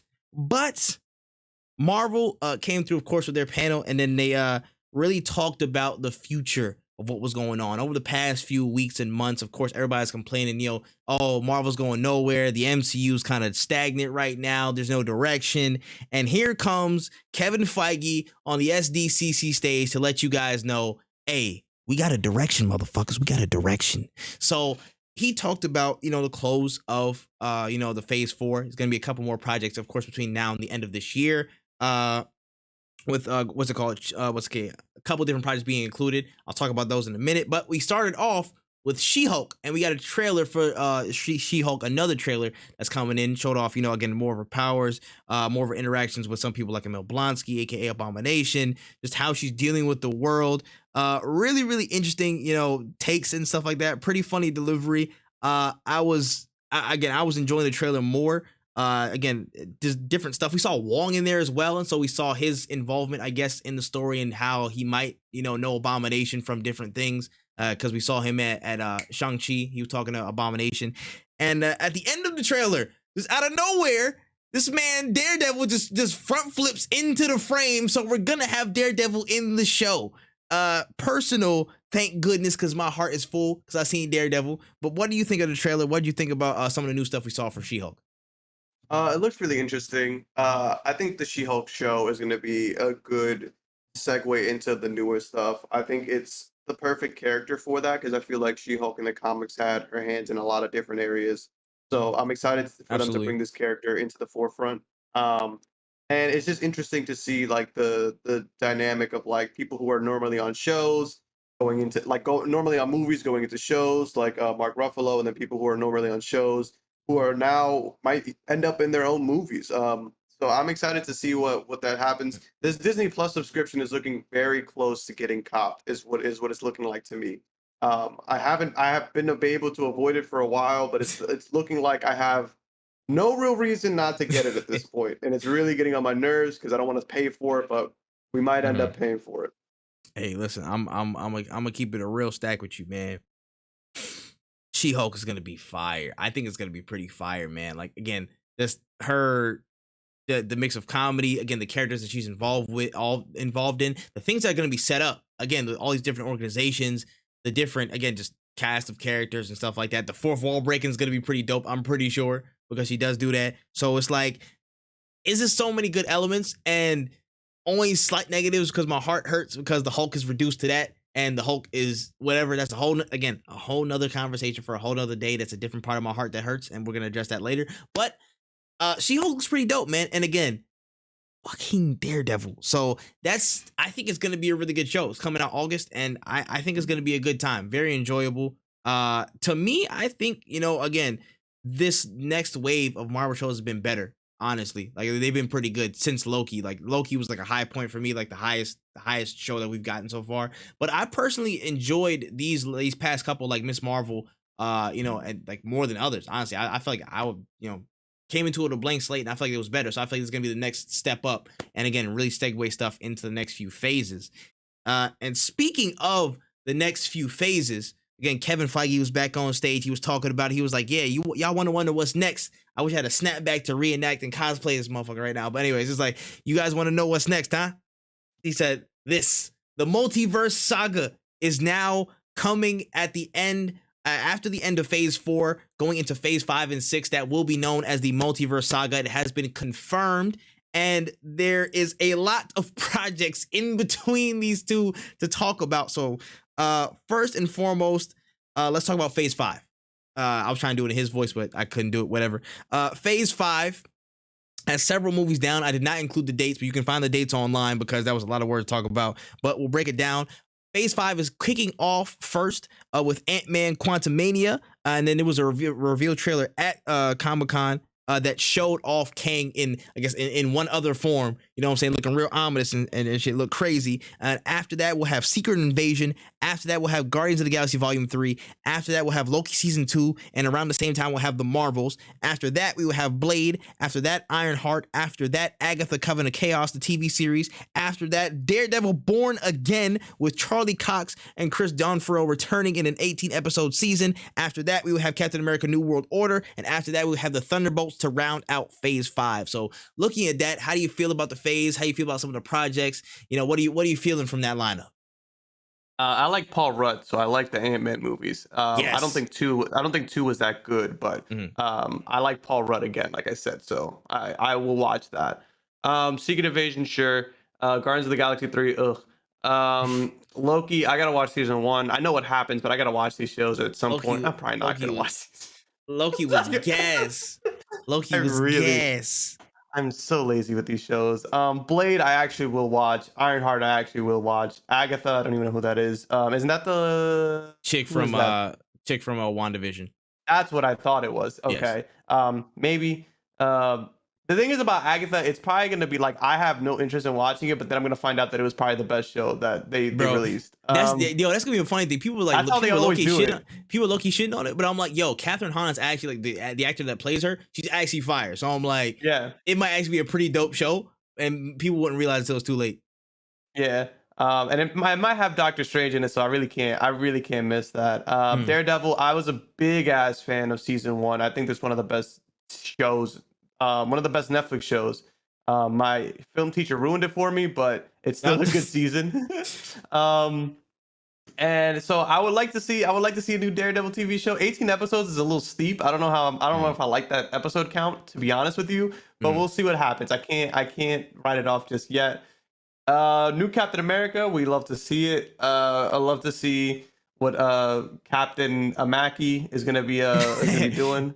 He's not Tupac. You know what I'm saying? Let's see. Thunderbolts, sure. Whatever. Like, there's things I'm going to miss and I'm just gonna watch a video on, and there's things I'm actually gonna watch. It looks good enough for me to be like, okay, Marvel has some good movies coming out that seem they have good content coming out in the terms of like, it's different from what I'm used to. Yeah, 100%. I feel like it's gonna be. I feel like this lineup is trying to really branch out the feel of a phase, because a big complaint and a big, I guess, criticism of the MCU in the past is that a lot of these movies just feel the same, bro. A lot of these movies feel the damn same. They're the same shit. It's the same feel. It's cookie cutter for a lot of them. And I feel like this phase might do a lot to address that, because you look where, like some of these are trying to go in like different directions and whatnot. Like, okay, Ant-Man is going like, again, they have their funny theme, but with Kang in there, I feel like they could get super serious, super quick. Like, that's going to be like the kickoff, everything. When you first see Kang, it's going to be trouble, like 100%. So I feel like that's going to really set the tone for how serious Kang's going to be as a villain, in future movies, and really kick off that sense of, yo, he's going to start popping up everywhere because of his variants and stuff like that. So that thing, I think it's going to start happening. That's going to be a really important tone setter. I hope Ant-Man nails it. Going down the list, Secret Invasion is going to be a dope ass show. There was some murmurings, of course, from the trailer that was showing off. It didn't go online, but of course it was at Comic-Con. There was some just thoughts of all the scrolls just being everywhere and stuff. Like, there was a description of somebody walking into a restaurant talking with somebody. He was going to try and assassinate him, and like everybody turned to a scroll and was on his ass. So it just kind of really shows that claustrophobic theme. Again, Nick Fury is going to be in that. You know what I'm saying? He's been off planet for how many years now? So it's going to be good to see him back in that role. Him and Maria Hill. That's going to be dope. Guardians of the Galaxy 3. I know some people probably don't even care for it at this point, but it's going to be a good send-off for certain characters that I like. You know what I'm saying? Assumptions that some people are going to die, like Drax and whatnot. So it's whatever. That's cool. What's the name? Will Poulter looks freaking jacked for Adam Warlock. He looks super jacked. If y'all see pictures, he does look strong as shit. That nigga turned into Homelander for this. I was like, bro, you tweak it, but it looks cool. The main villain was revealed to be the High Evolutionary. So if you played the Guardians of the Galaxy Marvel game, you'll have a little bit of background on who the High Evolutionary is. That actually might be a pretty dope story. Interested to see how that plays out. And again, will it be the official end of Guardians of the Galaxy as a series for now? Will it transition to another Guardians team? Maybe we'll find out when the movie comes out. Loki season 2 is gonna be crack cocaine. I'm gonna let y'all know right now. If you haven't watched season 1, go watch that because the first scene was fantastic. The way it ended off was superb, and it was a direct tie-in to everything we're gonna be seeing with all this Kang stuff in the multiversal war. So Loki season 2, I feel, is gonna be a real big escalation point for a lot of those story beats in terms of the major arc that's going to be happening. The Marvels, I'm actually more interested now that I saw Miss Marvel, the TV series, because, if you guys watch the end of that, you get a little bit of an intro into how certain things might play out with that. Interested to see that and some of the different characters that might come through. There was a rumor that actually, I think it was he's a K-drama star.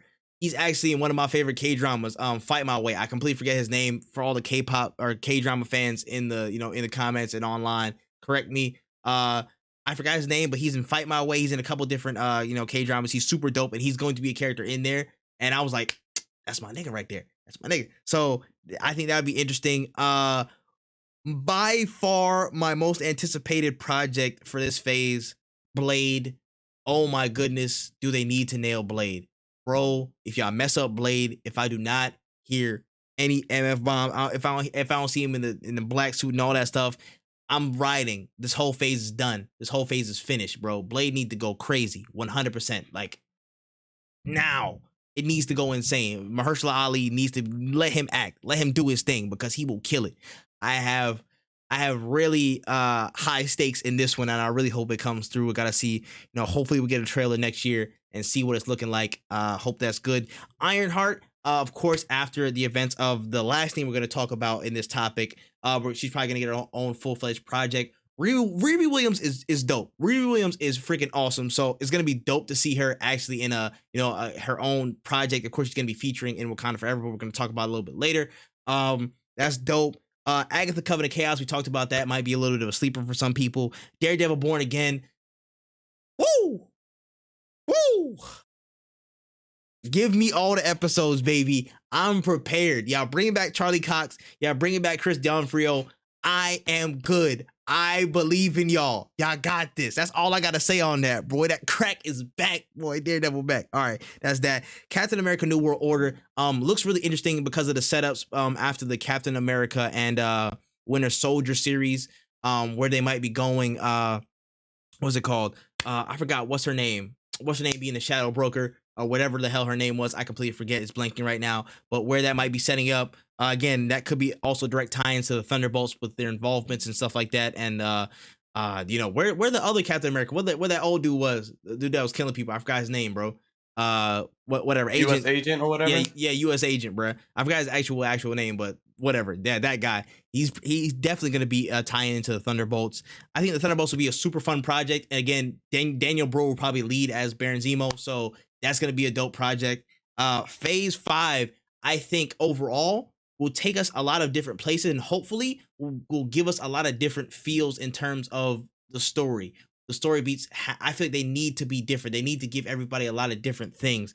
I'm really hoping a Secret Invasion is dark. I'm really hoping a Secret Invasion is like on the nose, very, very there. Daredevil, keep it very close to that theme from the first series. You know what I'm saying? That'll give you a very different feel. Blade, I think got to be a different feel. And I think overall, this should really be a solid phase that really draws people back in with what they're building into phase 6. So they also talked a little bit about phase 6. Not everything was revealed for phase 6, but Kevin Feige talked about 3 projects that are coming. They are Fantastic Four that will be dropping in at the start of phase 6. And then the 2 major Avengers projects, Avengers The Kang Dynasty and Avengers Secret Wars. So they announced the major buildups that are going to be coming soon. Of course, the 2 Avengers films and Fantastic Four. How do you feel about those in phase 6, Wen? Exciting, but it's way too far out for me to really be able to give you like a real genuine excitement, because I haven't heard not one good thing that's connected with Fantastic Four. Yeah, in terms of like actually like the movie and production, the production movie, itself, like yes. I haven't heard the production. I agree. But I think it's gonna be cool. Like I think it's gonna be like they use this Marvel has kind of become too big to fail at this point. It's Yeah. even if it's terrible, it'll be pretty solid. So Yeah. I can agree with you. They got me. I'm not gonna lie. I just see the names there and I see what could possibly be built up, but we could talk about it more in Wakanda Forever when we get to this last little bit. But I mean, phase 6, Kang. If you see Kang in all like the conqueror mode, nigga, the conqueror mode, that's gonna be insanity, bro. And then of course, Secret Wars is gonna be a huge thing that could really tip off a lot of stuff. That could be a full-fledged shift and reset for a lot of things Marvel. Again, and that just really involves a lot of different players, namely people who are coming from the Fantastic Four line of stories, and that's going to be a really big, like, that's why Fantastic Four is so important. Fantastic Four they have to nail it. They have to nail it top to bottom for it to really set up everything that's going on. I feel like they're starting to build the pieces towards it, but now Fantastic Four really has to cement, like, hey, this is a super fire story. We finally nailed Fantastic Four, and that builds up into Secret Wars and the Kang Dynasty. I feel like that's everything. It's the real performance of Phase 6 and the actual, I feel like the success is contingent on Fantastic Four being really good, fantastic, so to speak. So that's all I got to say about that. Not too much yet, but we know it's gonna be fire. At least solid. Last point from the SDCC on Marvel's behalf. The Wakanda Forever trailer dropped, of course. Really beautiful trailer. Of course, we don't know what the hell's going on, but there was a beautiful, tribute to, of course, again, apparently Black Panther has died in that story, so kind of matches up with the vibe. Rest in peace, Chadwick Boseman. Of course, he had a huge, again, just a little procession. It looks so dope in the trailer. A lot of different looks at the remaining characters. Of course, you see T'Challa's mom, you see Nakia, Okoye, Shuri, a lot of different things, like a bunch of different soldiers. We also got the first look at Namor, which is apparently an official mutant in the MCU, so we're gonna figure out more information about that as well. A lot of different looks. The trailer looks fantastic. Of course, we saw a little heart carved out of some things, so Riri Williams will be involved in the story as well. I'm just very excited, worried, and just there's a lot of emotion stirring when I saw this trailer. So, Wen, how are you feeling about it? I feel very much similar to you. I don't know where they're gonna go. It's kind of just like I saw the trailer and it was like, okay, so it's still coming. Like they didn't just like scrap the whole thing. Yeah. How this will turn out, I have no idea. Your guess is as good as mine. So we'll just see how this goes. And hope for the best for this franchise because it's one that's been riddled with a lot of issues. Unfortunate circumstance. Yeah. I would say, yeah, man. First and foremost, before anything, again, rip Chadwick Boseman. You know what I'm saying? I feel like this is a really big tribute to him. In a sense, I think a good portion of this movie is going to be a tribute to him, and again, what he did and his performances, like legend. You know what I'm saying? First and foremost, I don't know how they're gonna pick up from this necessarily in terms of plot. Yeah, again, there's the whole things of recast T'Challa. I don't think they're really gonna do that now unless there's some type of multiversal switch around where they can cast a new actor. But I feel like that won't happen until Secret Wars, so they're gonna have to live with the story for now and actually make some things shake on that regard.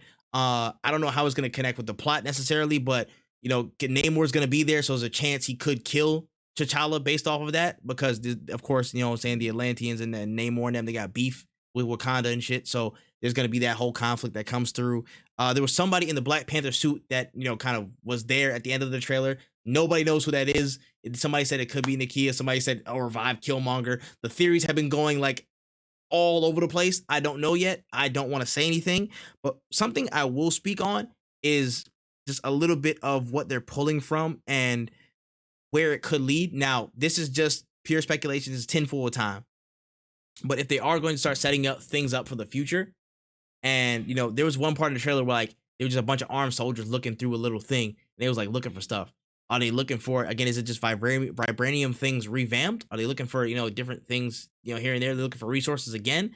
Claw's dead, so any major interloper would have to be somebody real nefarious. Now, my thing is this setting up something with Victor Von Doom? Is this the little kind of inkling of Victor Von Doom? Because at some point in the comics, Victor Von Doom pulled up on Wakanda. It was like, yo, I'm gonna need your vibranium, cuz I'm gonna need to get that up off you. And he brought a whole force to really get that up off him. And that was a big part of him setting up for a lot of different stuff in the future in the comic line. So I'm wondering if this is kind of like that shadow hand, because looking at the placement of Phase 6, you see the Kang Dynasty and then you see Secret Wars. If you're seeing Secret Wars, you know it's that main struggle between Reed Richards and Victor Von Doom. You know what I'm saying? Like it's that struggle, it's that conflict that's at the forefront. So will Doctor Doom be a dark hand in this series, starting from Phase 4 and Wakanda Forever, going down the line into Secret Wars? I think there's a strong possibility. If they're going to draw from that story, which is a lot of what people have been saying online and what I've seen has matched up with, will it match up with it? It could. Do I want to see Doctor Doom in his capacity and be that shadow hand until he reveals himself, maybe around Fantastic Four time? 100%, absolutely. I think this is a really good way to go about it. And again, if you want to make Doctor Doom this nefarious, the hulking, like the menacing aura that he is, I feel like you start by placing silent hands here and there. You start placing silent hands, just like you did Thanos. You know what I'm saying? Like, oh, just put in a little like tidbits right there and little shadows and whatnot. You got to reveal his face. You don't even have to reveal his person or who's cast as him. Just kind of show his movement, show where he is, where his forces are, what's going on with this and that. And then when you get close to Fantastic Four time, start to really plant those seeds. That's the only, I guess, thing I have super contention about. But everything else in terms of story, I have no clue. I don't know where they're gonna go with this. After T'Challa dies, I don't know. It's gonna be an emotional ride. I'm gonna get choked up in the theater. Wakanda Forever is gonna be a wild, wild ride. I will say that. Yeah, I can't wait to see. I can't wait to see it all unfold. Right now, it's just all speculation. So I'm Yeah. kind of just like waiting. Facts. Literally, it's gonna be a huge waiting game. But I know one thing that's for sure: I will probably be wearing all black to the theater just to mourn my nigga. So that's all I know, bro. I'm gonna be in a suit and everything. This shit gonna be. Oh man, I need to get my bitch a shawl. She need to wear like, the whole funeral joint. Just 2 tickets, please. Oh gosh. All right. That's a trailer trove. All right. Moving on to the last few stories for the day. We got 3 more to go. And we got some pretty heavy hitting stories. First of which, we got a huge news break in the development of Grand Theft Auto 6. And we got some really big pieces of news, including the game's protagonist will be featuring 1 female lead, but it's kind of inspired by a Bonnie and Clyde story. So we get 2 female main characters in a sense. 1 female Latina that you will control, and it'll be in that kind of Bonnie and Clyde duo type of thing, based on, of course, the robbing banks and stuff. So that would be kind of the crux of the story and the characters from that standpoint. Onto the main location. It's going to be set in modern day Vice City. Of course, a return to Vice City, a staple location in the Grand Theft Auto series, with, quote, more interior locations than ever before in GTA history. So we're going to have a lot of more inside time, which I think is a really smart innovation. That I think that's something that should have been done a long time ago. So that's good to hear from. And then we heard some also news on locations in addition to Vice City. We heard that other locations might actually open up in future updates. So you won't just be stuck in Vice City the entire lifespan of GTA 6. You'll get a chance to explore other cities. Maybe, I'm not sure if that comes in the form of GTA Online, in the story, or both. But I believe this could be more so a both lane. And we heard a little bit of news on the window itself. They said the game will release when Rockstar's ready to do it. We've heard some rumors and murmurs of March 2024 or April 2023 to March 2024 being that window of opportunity. But they said it could be very, very subject to change, as they want to make sure the game is coming out right. So, thoughts on GTA 6, man? That's a lot of big news drops of what we saw so far.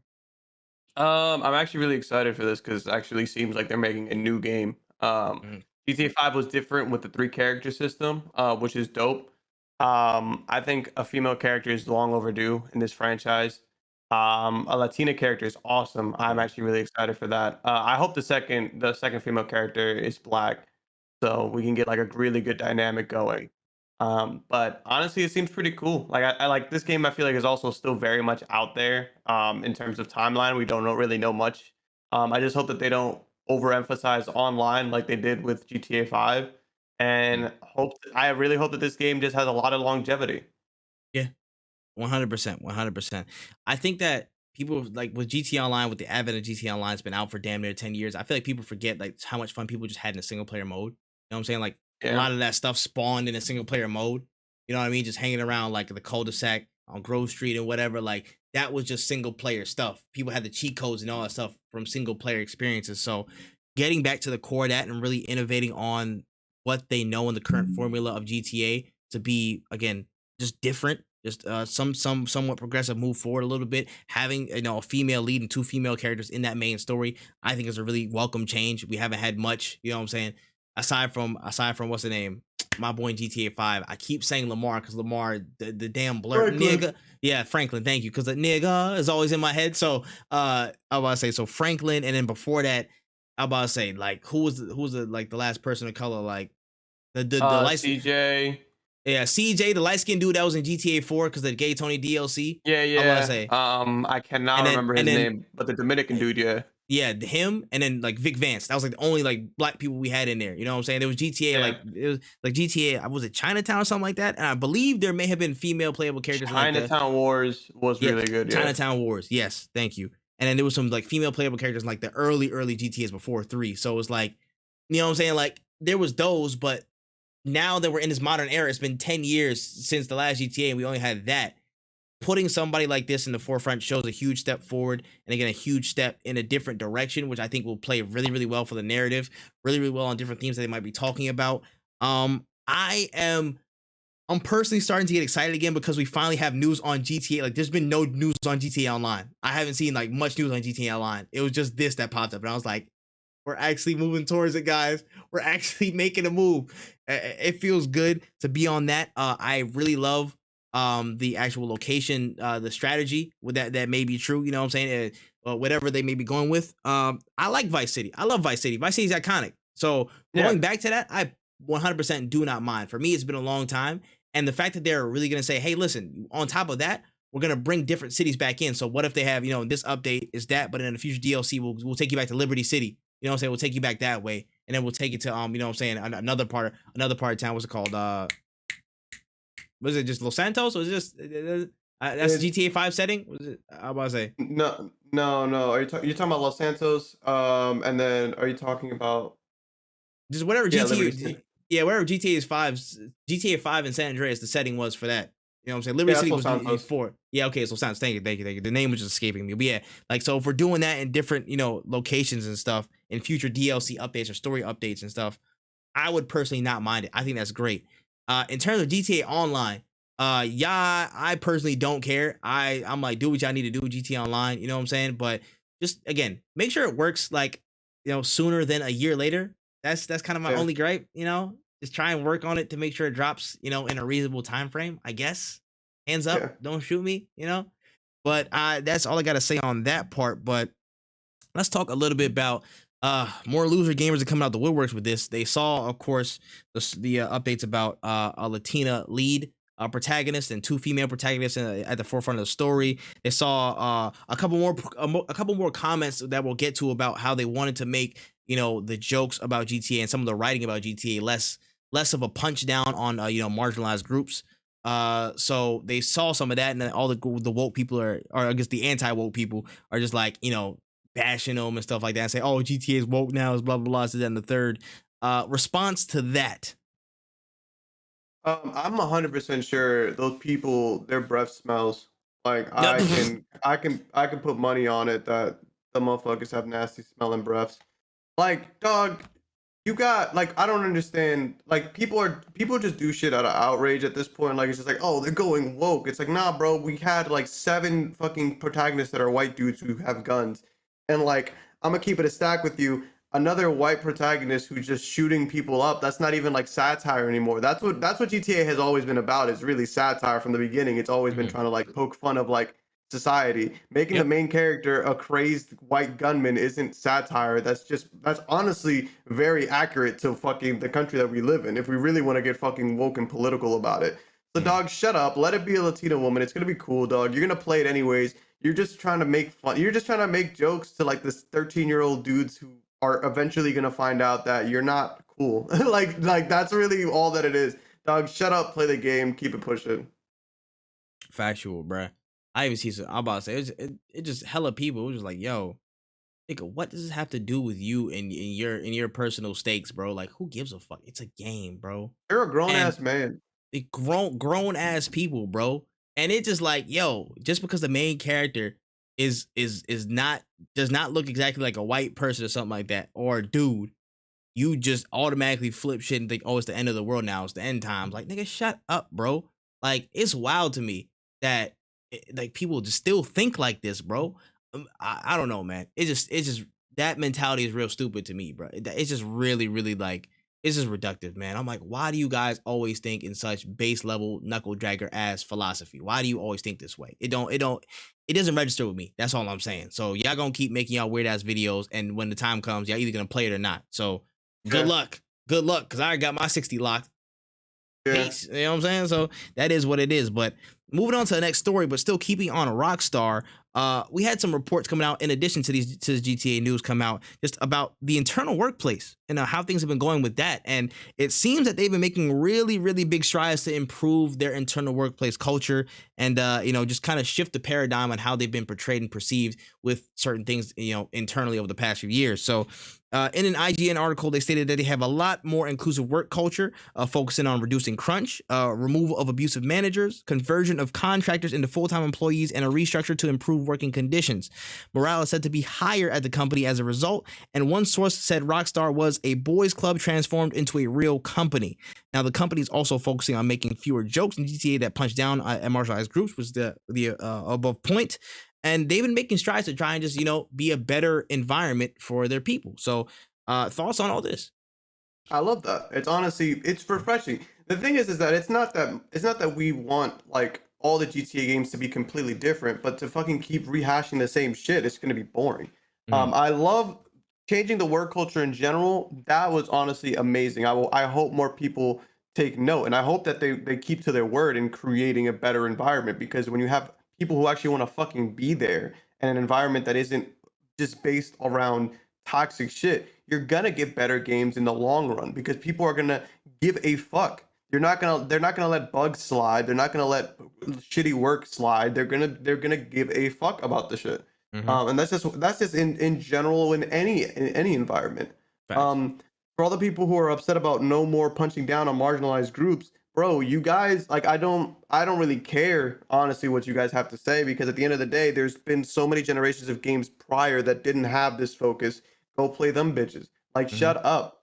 It's finally, it's just refreshing. Like it feels like we're finally moving forward. And it's also still disappointing that like it's taken us this long. Facts, bro.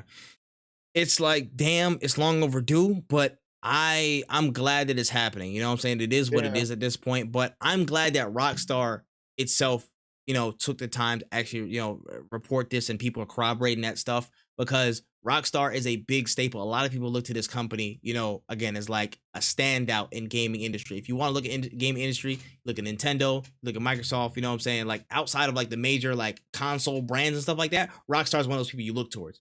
Rockstar is one of those main like top 10 companies in gaming that you're like, oh, okay, so what are gaming companies doing? Let's look at Rockstar, because they made GTA, they made all this like crazy stuff, they made Red Dead Redemption. They're huge. So the fact that they're heading up this initiative to really fix up a lot of things, crunch, abusive employees, a toxic work culture, if they're really working to change this and we're seeing those results, that sends a message out to everybody else that it's possible. If this AAA huge ass studio can do this and still try and achieve results, it's possible to set that industry standard across the board, and people should follow suit. That's what I'm very happy for. I'm very happy that, again, a company of this size and of this scale is really taking the time to, again, work on that and create a good environment for these people. Because at the end of the day, like you said, this creates better games for us. If people are satisfied with their job and they're satisfied with their work environment, they're going to feel more invested to finish a project. They're going to feel more invested to actually, put that work in within their reasons, within their limits, to actually make it happen. And that just means more stuff for us. We might actually get basketball in GTA 6. We might actually get some things that we've always wanted in GTA 6, because these people might have had better working conditions. You know what I'm saying? And just to think how sooner that could have came if people adjusted, much sooner to that change, and actually, cared about their employees more sooner. But listen, that's by the by. That's whatever. I'm just glad that a company this big and this prominent in the industry is taking that initiative now. And that really should set the tone for a lot of different companies smaller than them and even across from them equal in size to follow suit in the future. I really do like that. And again, for the second point of this, the marginalized groups and people hating on them changing their tone for GTA. Yeah, I hope a bum flicks your lip. That's all I gotta say on that. Good luck. All right, man. On to the last story of the day. I had to end off on a little bit of a tough one, man. This stings a little bit, bro. It's a sad day on the Star Wars side, people. As it was announced earlier this week that the KOTOR remake has stalled. The project has stalled, and then it will be delayed indefinitely after a bunch of details came out, man. There was a lot of different tidbits and points on the stories of what happened. They said development's been going on for 3 years at this point, and the team at Asper Media was working on a vertical slice, a gameplay demo just to show off at some point. They've been really, apparently it was stated that they were spending a disproportionate amount of time on this demo to show off, and when it came through, it seemed like it wasn't on the mark for people. It seemed like it wasn't the right look and feel. And at some point, the design and the art director were fired just out of nowhere, and then they were sent. They declined to give comment. And the original window for this game that Asper set was 2022. The game was supposed to come out this year at some point. And now, realistically, they said it was going to be 2025. With everything considered, and now this project's stalling. So, and with all that considered, to boot, Asper Media, it's been reported that they're considering just to drop this and start looking to do other game projects at some point. So this is looking like a bad situation. It got bad real fast. How you feeling about this? It is what it is. I don't like. KOTOR is cool. It's a great franchise. I don't want to force it. If you guys can't do it, then don't do it. That's how I feel about it. If you think that for your company it would be best you guys focus on something else, I think that would probably be the best thing for you guys. It sucks, but there's not really much you can do. You can force a bad game, but it's not gonna be. It's gonna be a bad game, and then they're gonna be like, and I feel like it'll probably be worse for you if that's the case. Yeah. I honestly genuinely don't know what anybody could really do. You know what I'm saying? Like, what could you do in this situation when your game is stalled and it's going to come out in 2025, arguably after like GTA 6? Like, do you know how crazy games are going to be in 3 years from now? And you're a game that should have came out 3 years ago. Like, yo, just chalk it up to the game and push forward to something else at this point if you can. There just seems like this it has had too many issues for me to be like, no, push this bad boy out. Now, if you want to take the time and work on it and put it out in 2025, I'll probably play it. I do want to experience the KOTOR games in a new environment, but like, what can you do? Yeah, man. It's hurt, bro. It's hurt a little bit. I can't lie to you, man. People were so excited, me included, of just KOTOR getting that little reveal and stuff and actually coming out, and it seemed like it was like this little renaissance of like Star Wars games as of late, with the new Jedi game, new Jedi Survivor. There was another game coming out developed by another team. There was a secret Star Wars project that's going to be worked on right now. I don't know how that's going to turn out, but it just felt like, okay, we're getting like some quality Star Wars games back in the fold. Like, it feels good. And this was kind of a kick in the nuts. I'm gonna be honest with you. Like, damn, bro, that sucks. That fucking sucks. And now Asper Media wants to just move on for this completely. I'm like, damn, y'all gonna get left in the mud. This can't be another 1313, bro. We can't do another Star Wars 1313 with this, bro. We can't cancel this. Nah. Yeah. It sucks. But I have a question on top of that, bruh. So if Asper Media does decide, let's leave this project, whatever, screw this, we're out, peace. I got better stuff to do on. I'm work on myself. If they do all that, if there was another studio that probably was being considered to pick it up, who would you want to have it in the hands of to work on?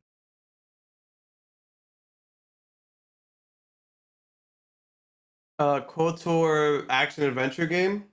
Mm-hmm. Part of me wants to say CD Projekt Red, but I have yet to get faith in them again. Yeah. So it's really tough because I think that they could, like, Witcher style, but with like the cyberpunk aesthetic. I think that they could pull it off, but they would have to like Not, they would have to make a good game, and I don't know if right now that company's in the mindset that they were when they made Witcher 3. Yeah, Um, I don't want to say Bethesda because I don't think that they would do it justice. Maybe hell they no. could, but I don't think that they would. Mm. It's really tough. Like I really genuinely don't know who could give us a good Yeah, Star Wars RPG. Like it's a yeah, big task. It's a big ask, hmm honestly. yeah. The only there's Maybe I was gonna say the only people I could think of would be Respawn because they kind of already did it with yeah, Last Jedi. That's the only yeah. people I could think of. I had actually, that's one of them I didn't think of. Respawn could do it, but in my head, I'm like two sub options. You wait till 2029 or 2030. Just wait, give it as much time as it needs. Just wait and give it back to BioWare. BioWare started this alongside Asper. They, not everybody's there. Casey Hudson's no longer there. So unless you get him back or something like that, they know the DNA. They know what makes KOTOR tick in terms of that legacy. They were Yeah, there from the jump. So waiting until 2029 after Mass Effect 4, after Mass Effect 4 is completely done and worked on, do not divert attention from Mass Effect 4. I will hurt somebody. After yeah, that, after that process is completed, let's start working on, KOTOR. And the KOTOR maybe by the end of the decade, I wouldn't be mad at. I'd be willing to wait that long. If there's other games in stock, I would do that. The only other sub option is go to a new team headed by Casey Hudson because he actually knows what he's talking about. He was there from the jump. So that's the only options I would think. That and Respawn would probably be the only things I would consider to, even say who would take on KOTOR, who would take that on. And again, it's PlayStation that, is really was really pushing that. It was on their show. It was direct collaboration with that. I don't even know what they're gonna be thinking now. That PlayStation's gonna be scrambling. Like, what the hell? Y'all just bailed on us, bro? Asper, what's going yeah, on, nigga? Like, yeah, it's gonna be very, very dicey. But yeah, man, it's a sad day, and I felt a strong disturbance in the force from this bullshit, man. yeah. It's tough, but it's one of those things where it's like, what can you really do? It's just a shitty situation. Yeah, it really is what it is. Mm-mm. Well, all right. Hey, that's all the topics I got on the podcast today. Anything that I might have missed from this past week, I'm not sure if I caught everything. There might have been some stories that slipped through the cracks. I left off the Gollum delay because who gives a shit? I did not care about Yeah. that Oh Gollum. no. I do not care about that Gollum game. I'm sorry, guys. I'm sorry. Yeah. Listen, Shadow, give me a new Shadow of War. Give me a new Mordor game, bro. Give me a new one of those, and we'll talk. But otherwise, Yeah. I don't care. That was pretty much the only thing I missed. Anything else that we might have missed on the timeline? Not that I can honestly think of, to be honest, but I also haven't been super tapped in because Yeah, just recently getting over COVID. So it's like yeah, I'm also getting my feet wet, but I'm sure there's always next week. yeah, 100%. We'll probably see something. But yeah, listen, that's episode 32 down. 32 episodes to the good. We moving, man. Closing notes, closing messages for the show and for the people at home. WenEazy. Download MultiVersus. There's no excuse. When I start running tournaments, I don't want to hear that you don't have it downloaded. Facts, actuals. As a fact. Download it. Stop being a punk, bro. I don't play fighting games and I'm in here, bro. Run them ones. Run it. Let's see. My closing notes for this week, man. Make sure you guys keep drinking your water. Keep telling people you love them. Love yourself. Really just be good, people. Just be good, man. There's a lot of BS in this world. A lot of hate for no reason. You know what I'm saying? A lot of people hating on stuff just to hate on it, just to get some clout, bro. Spread some love, man. Just spread some love around, man. And one way you can definitely spread love in this context is rate us 5 stars, man. Rate us 5 stars on Apple and Spotify. You know what I'm saying? Search us up. Just search up No Cooldown on any podcast platform, and we will be there. Damn it, we will be there. So make sure you rate us 5 stars and share it. Tell a friend to tell a friend because we're out here. The podcast is growing every week. I think we're close to we're close to passing 200 plays. We're probably gonna do in this next episode or two. So make sure you guys stay locked in with that. Make sure you guys please let people know about No Cooldown, man. Deadass told you, man, we try to be one of the best podcasts out here, man. We're on our way to doing that. Little by little, we're gonna bring the pieces all together, man. So really check us out with that. Make sure you guys follow WenEazy on all his platforms, especially Wotaku channel. That's WOTAKU channel, CHANNEL on YouTube and on Twitter. You guys don't want to miss any of the Wotaku content going on that side with him and Panda. Really dope stuff. He dropped a video today talking about MultiVersus. You guys want to check it out ASAP. For me, of course, my socials, ThatManTripp on everything. Also, if you guys are fancy in football stuff, it's full-time Tripp on YouTube now. What's it called? You can check me out there if you love all the soccer sports stuff. Yeah. That being said, what's it called? Of course, check out @NoCooldownPod on Twitter as well, @NoCooldownPod. We should be the first one up, not the one that's like in France or whatever. That's definitely not us. Go check that out. And Growth as well. Growth is currently running a giveaway as of this recording. So if you're here before August 8th or August 7th, you should get into that giveaway as soon as possible, man. If you aren't followed to the channel. With that being said, man, it's been episode 32, man. We appreciate everybody for listening. Much love to y'all. We will be back next week. More news, more stuff. You know what I'm saying? A lot of stuff. Gonna be big. Next week, first week of August. Yeah, next week might be crazy. I need to tap in with everything, bro. It's gonna be a huge week on a lot of accounts. I will say that very much. I'm gonna say it's gonna be a huge week on many fronts, but we're gonna be here, man. We not gonna lack because we don't cool down. There's no cool down in this joint, and we are out of here.